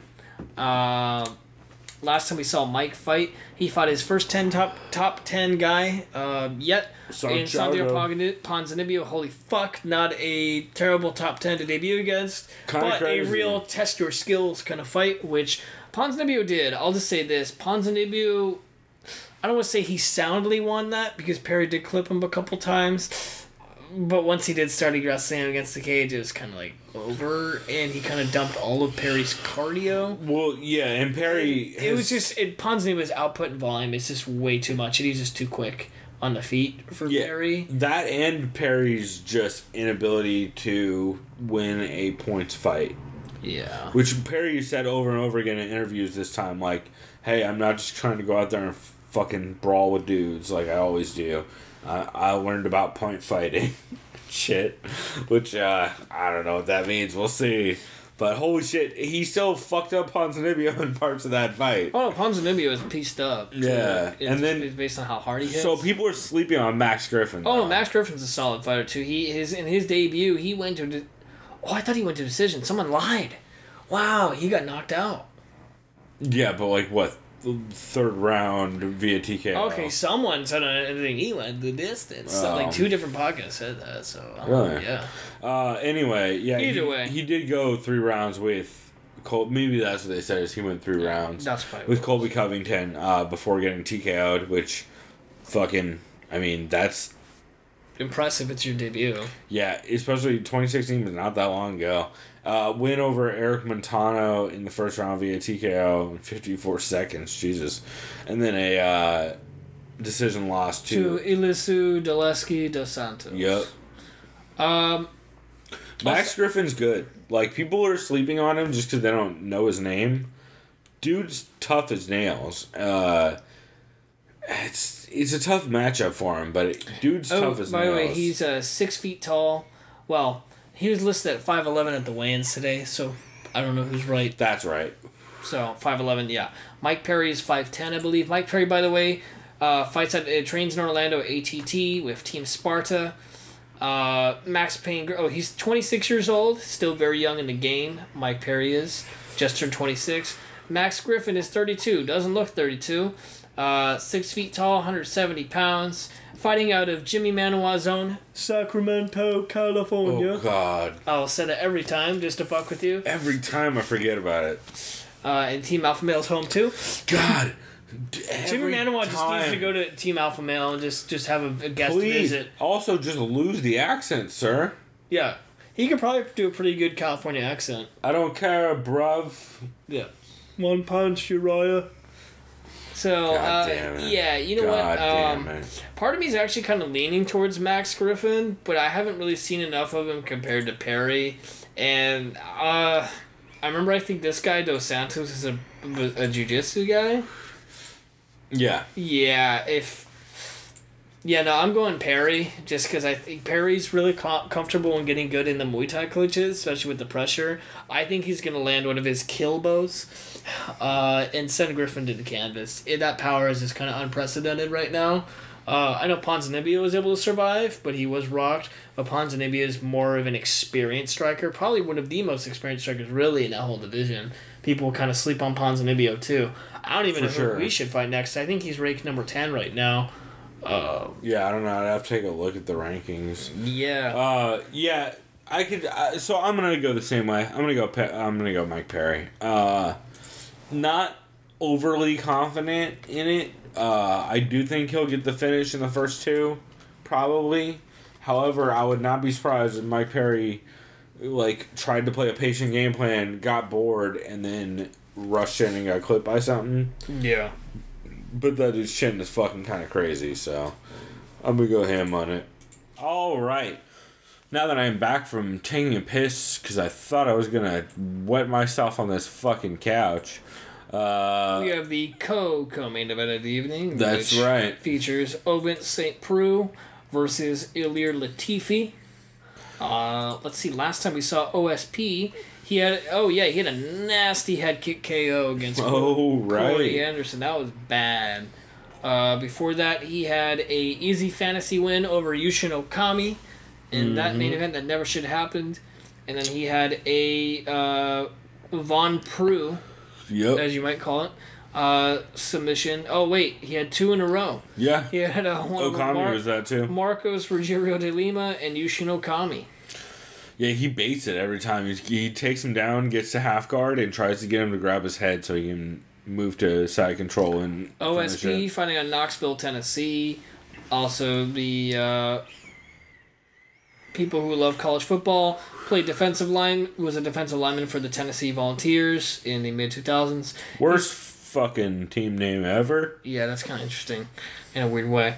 You're finding Ilir the Sledgehammer Latifi. Last time we saw him, he wrestle-fucked decisioned Tyson Pedro. Yep, which is super possible. And smart against Tyson Pedro. Also, died via Ryan Bader knee, which, in retrospect, doesn't look bad, considering how good Ryan Bader's looked since then. Yeah, I almost feel like if Ryan Bader came back to UFC, he'd be doing a little bit better than usual. I have him, spoiler alert, I have him in my, top 5, or in our, top 5 light heavyweight rankings right now. I would have him up there too. Yeah, I mean, he's above Phil Davis, and Phil Davis and him are both above a lot of dudes in the UFC. So, last time we saw Ilir Latifi, he had the wrestling decision over Tyson Pedro. He got kneed to the shadow realm by Ryan Bader, and he had a couple wins in a row against John Vellante, Sean O'Connell. That wasn't that one banger of a fight. I'm thinking of another one. And Hans Gruber, not Gruber, Stringer. I'm thinking of Die Hard. So, one of the two. Yeah. So, yippee-ki-yay on this. Let's go ahead and give our thoughts. This is basically a wrestler versus a guy with a really long reach and who's pretty versatile on the ground too if you wrestle him. Well, in certain ways. Not on his back. Maybe when he gets side control, right? No, if OSP can get on top, he will do okay. If OSP can't get on top, I have no idea what this fight looks like. Probably, yeah, I don't. I actually have no fucking clue who to pick. Let's be honest right now. I would literally flip a coin on this fight. I think I will. Do you have a... Here, I'll go opposite of you. Here, flip a bottle cap. Yeah, no fucking clue. I will go opposite of whatever you call in the air. Alright, well, I'm going to call the... Okay, the so heads, wait, whose Guinness, heads? Right? The Guinness one? I know. Who is heads, though? Latifi will be Guinness. Alright, Latifi is Guinness. Okay. So you go Latifi? Yeah. I'll go OSP. I am equally unconfident in either one. I just have no faith in either one of these dudes to do anything game plan oriented. Yeah. I no clue. Sorry guys, but I hope it's entertaining. That's maybe the fight I'm least interested in this whole card. Yeah. By the way, so let's segue to the fight I'm most interested in maybe all of spring. Oh, and possibly I fucking love this fight. Possibly the two shortest fighters, besides Daniel Taylor, on the entire UFC roster. Jessica Andrade. Carla, I think, is the other one. Yeah. So the 4 of them. Jessica Andrade is listed at 5'2", fighting against Tisha Torres, who is generously listed at 5'1". Yeah, She's probably about 4'11". I heard both of them are probably not that tall. But holy shit, is this this is probably in the top 5 to 10 best female fights ever made. Like, style-wise and matchup-wise, I feel like this is very clearly a fucking awesome style match. So last time out, we saw Jessica Andrade beat unanimous, very, very dominant decision against Claudia Gadelha, who's also a grappler. Jessica Andrade is the grappler who just uses just her strength to her advantage and will just fucking just get the hooks in and just throw you around. But she'll also super She'll confident in her stand up, super like she's tough as nails. She like her fight with Angela Hill was fucking insane. They beat the shit out of each other in that fight. Especially Andrade just put it on Angie Hill. And Angie Hill is the craziest chin in that division by far. Can you name anyone with a crazier chin in that division than Angie Hill? Yeah, right now. She's gotten hit by all the hitters in that division and just kind of walks through it. Maybe Rose, I guess. She but I haven't really fought seen... Rose. Yeah. She got choked out, but she still got clipped clean a couple times and did not get phased. She also fucking bombed on Rose a little bit. Last time we saw Tisha, the Tiny Tornado Torres, she had a unanimous decision victory over Michelle Watterson. Super impressive decision victory. And then she had Especially that sub over considering Watterson Lima. had taken her down twice. I know Torres got Watterson's back multiple times and was able to just do damage from behind. Just scrappy as hell, yeah. She had victory over Julian Lima and then Beck Rawlings. This fight, I feel like, is pretty tough to call, at least stylistically. I absolutely agree. It's real. Well, it's. I picked up Tisha Torres in fantasy because it's the co-main and I could possibly get points. But realistically, I'll say right now, I'm actually going to go with Jessica Andrade based on she's going to be the stronger fighter. They're both the same size. Watterson is more of like a kickboxer and kind of counter striker, and the fact she's able to take down Tisha Torres twice, can't imagine what Andrade is going to do once she gets her hands on her, being the stronger and more physical fighter. Yeah, that's just me right there. But I do like Tisha Torres' output though with the striking too. She's very quick. Yeah, and she's great at keeping distance. Yeah. So I am going Andrade. I do have Andrade in fantasy also. Mostly because the way she fucked up Claudia Gadelha in the last fight was one of the craziest fucking I think I had things I've ever Gadelha in that seen. fight too. I was actually surprised it went the other way around. 100% had Gadelha in that fight. And Jessica Andrade fucking housed her. It was insane. That was one of the worst beatings we've seen in that division from what was thought to be a competitive matchup. And holy shit, she just fucking housed her. And I'm a big Tisha Torres fan. One thing I do think will play in and be an interesting factor in this is Tisha does date Rocky Pennington, who is a fucking huge... And congrats on her getting the title shot, being finalized right now at UFC 224. Yeah. Against Amanda Nunes. That's right. Also, guess who picked up Rocky Pennington in fantasy? There you go. You already know. Because I have been saying since Rocky Pennington won the Holly Holm fight that everyone thinks she lost, she's a fucking competitor in that division. Because that division is weird as hell. But no, I do think that Tisha training with Rocky is an underrated factor in this. Just because everyone talks about, Andrade is so fucking tough and muscular and shit. But, also, Tisha does train with Rocky, who's a huge 35er. Or at least a very, sturdy-ass 35er in comparison to, Misha and a lot of these shows. Yeah, 100%. And, that's who she's dating. And they're working out all the time together in the gym. So, you would think it'd be interesting, but we'll see how it goes. I'm curious either way, but I'm really, really excited for that fight. That's one of my favorite fights. That's my favorite fight on this card by far, and one of my favorite fights that I've seen in a while. It should be fireworks. Main event of the evening. I like this matchup. I do too. It's also a rivalry revisited. It's a gym rivalry between Team Alpha Male out of Sacktown, Sacramento, Northern California versus Southern California, whatever the fuck you want to call it. You knew we were going to bring this up. Of course. Yo, of course, it's Team Alpha Male versus Alliance, like always. And you already know which side of this we're about to be on. For those who don't know, the whole rivalry began with Dominic Cruz starting in the WEC, beating up on guys like Joseph Benavidez. Who was the other guys that was before? There's a couple before other dudes. Faber? Yeah, there's another couple of guys. Was Jorgensen over there at the time? I believe so. Yeah. He beat up Jorgensen. I think he was a Team Alpha Male. I want to say. There's like one other guy, but I can't remember his name. He's kind of a little lesser known. But Cruz he was beating up like all those dudes until Faber choked him out, and then he rekindled it by beating Faber. Yep. And then after that, what was it? There was another Alpha Male fight. I think Stevens beat someone. Yeah, someone mentioned it today. Stevens beat someone from Alpha Male. Let me see. Just a little while ago. Fuck, who was it? Wait, recently? Maybe not. Darren Elkins. Yep. Yeah. Okay. Well, Darren Elkins wasn't at Alpha Male back then. Oh, he wasn't then? Okay, then I think I don't believe. Yeah, you're probably right.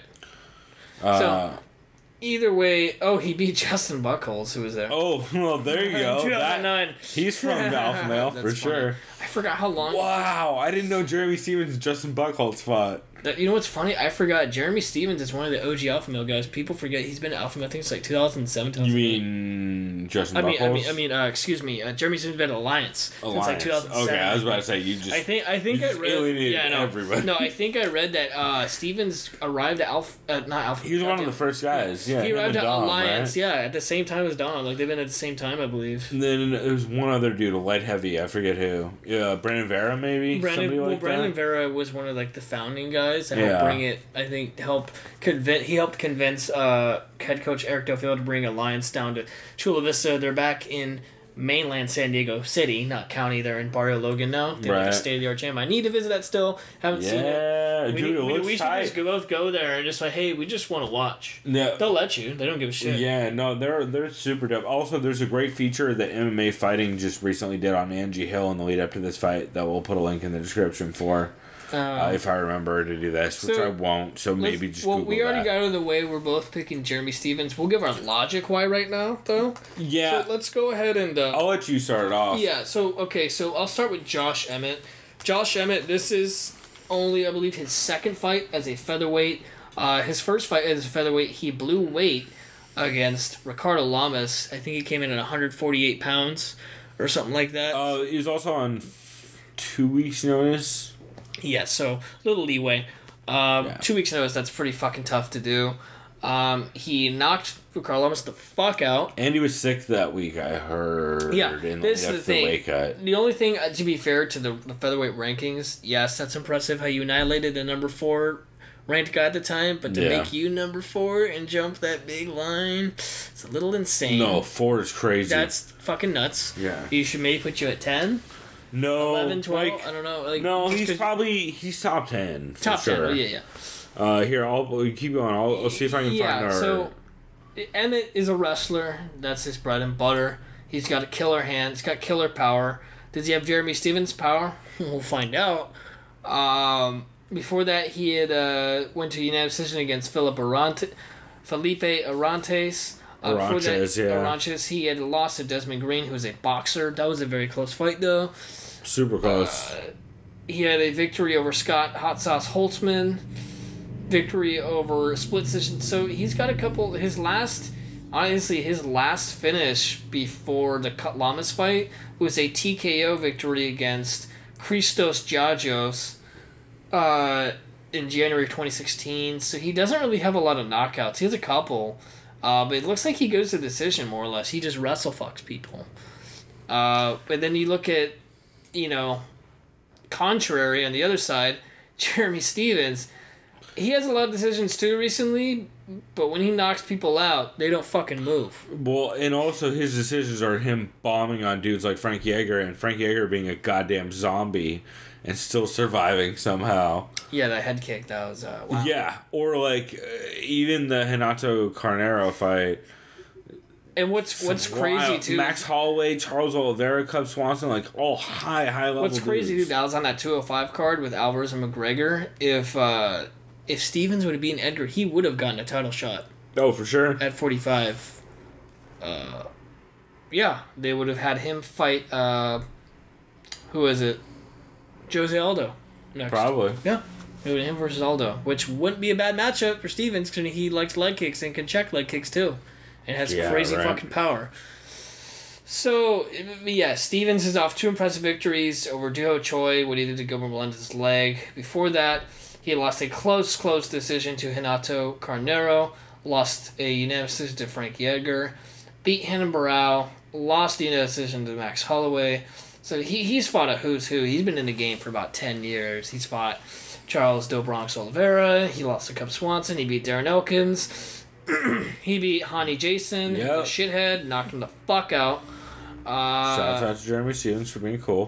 Fought Eve Edwards, Don Cerrone, Pettis, Melvin Gillard, Marcus Davis. We did this last week, I feel like. And this is a Sam reminder. Stout, Gleason T-Bow, Joe Lozon, RDA, this is a reminder, Spencer Fisher, Cole Miller.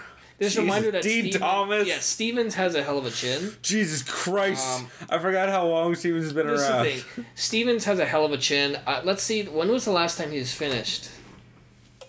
Eve Edwards in 2012. Which, by the way, go watch that fight. Holy shit, what a fight.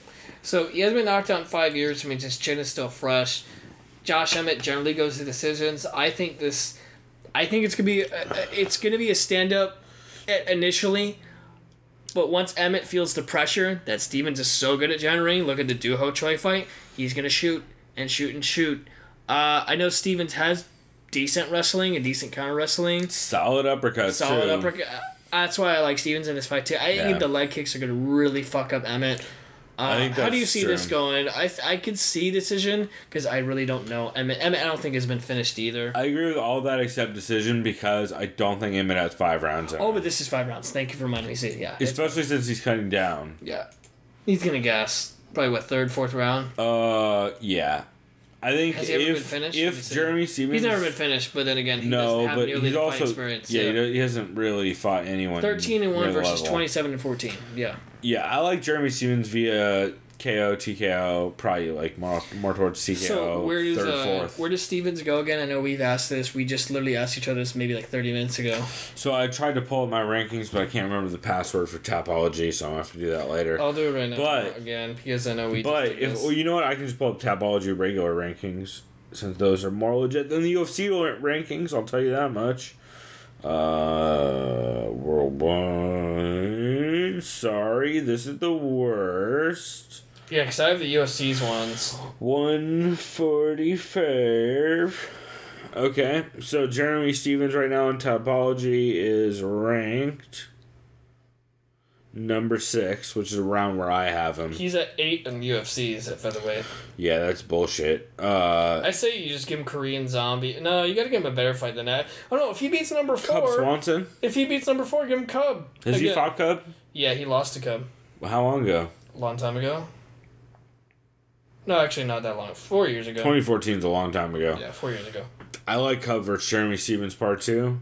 That's not bad. I like the loser. I like the loser of Edgar Ortega fighting him.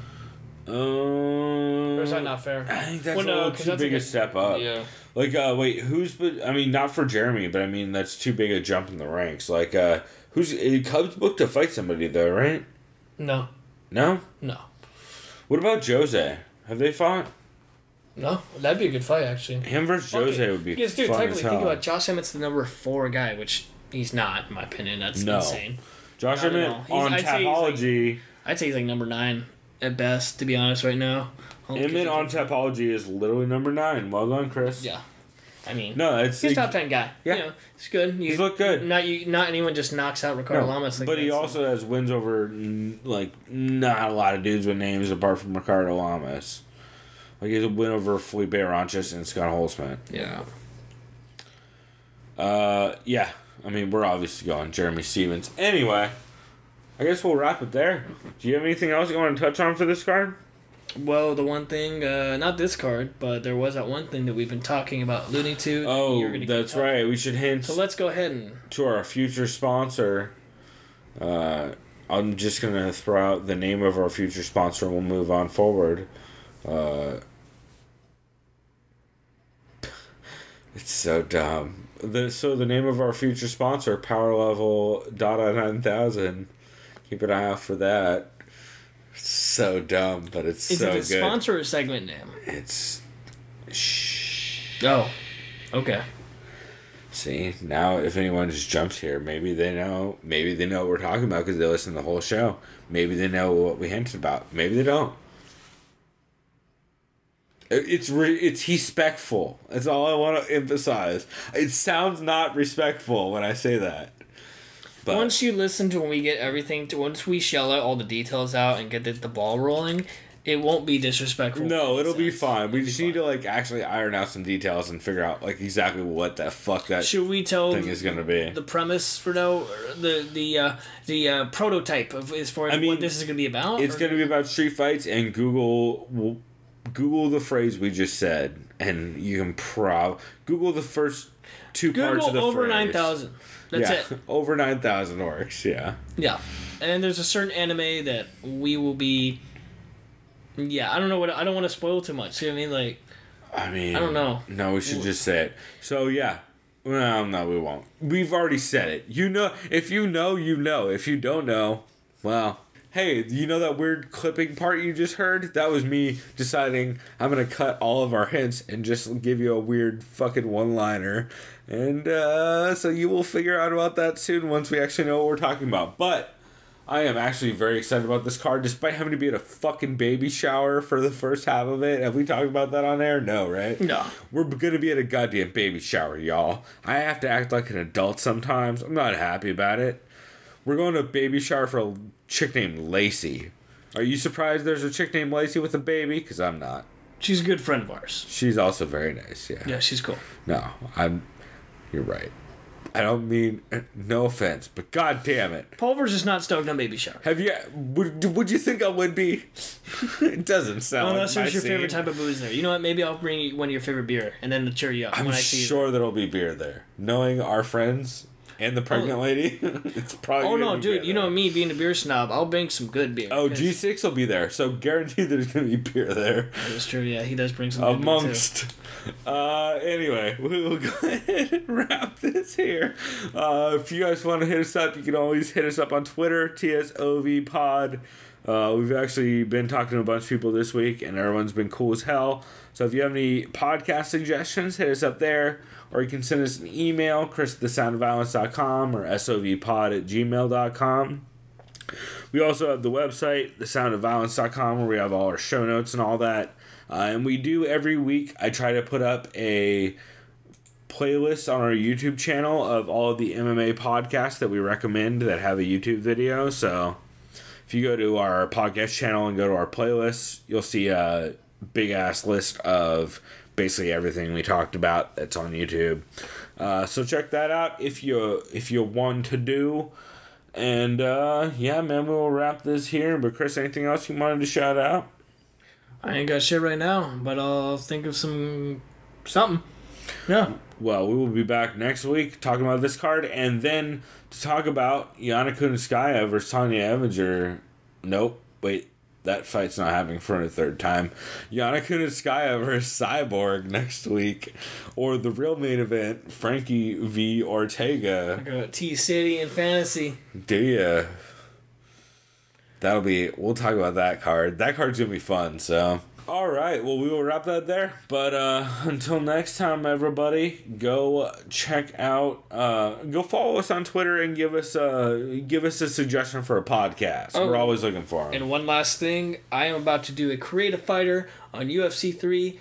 If it all turns out well, we will probably post another goofy YouTube video of us playing against each other, and you can see me getting bodied on the game. Yeah, we may have to do some of that soon. Maybe we'll have Chris getting beat up by Don Cruz or something. Yeah. We'll figure it out. Cool. So look for that going forward on our YouTube channel. Link in the description and all that jazz. But till next time, everybody, go do something decadent. We out. Bye.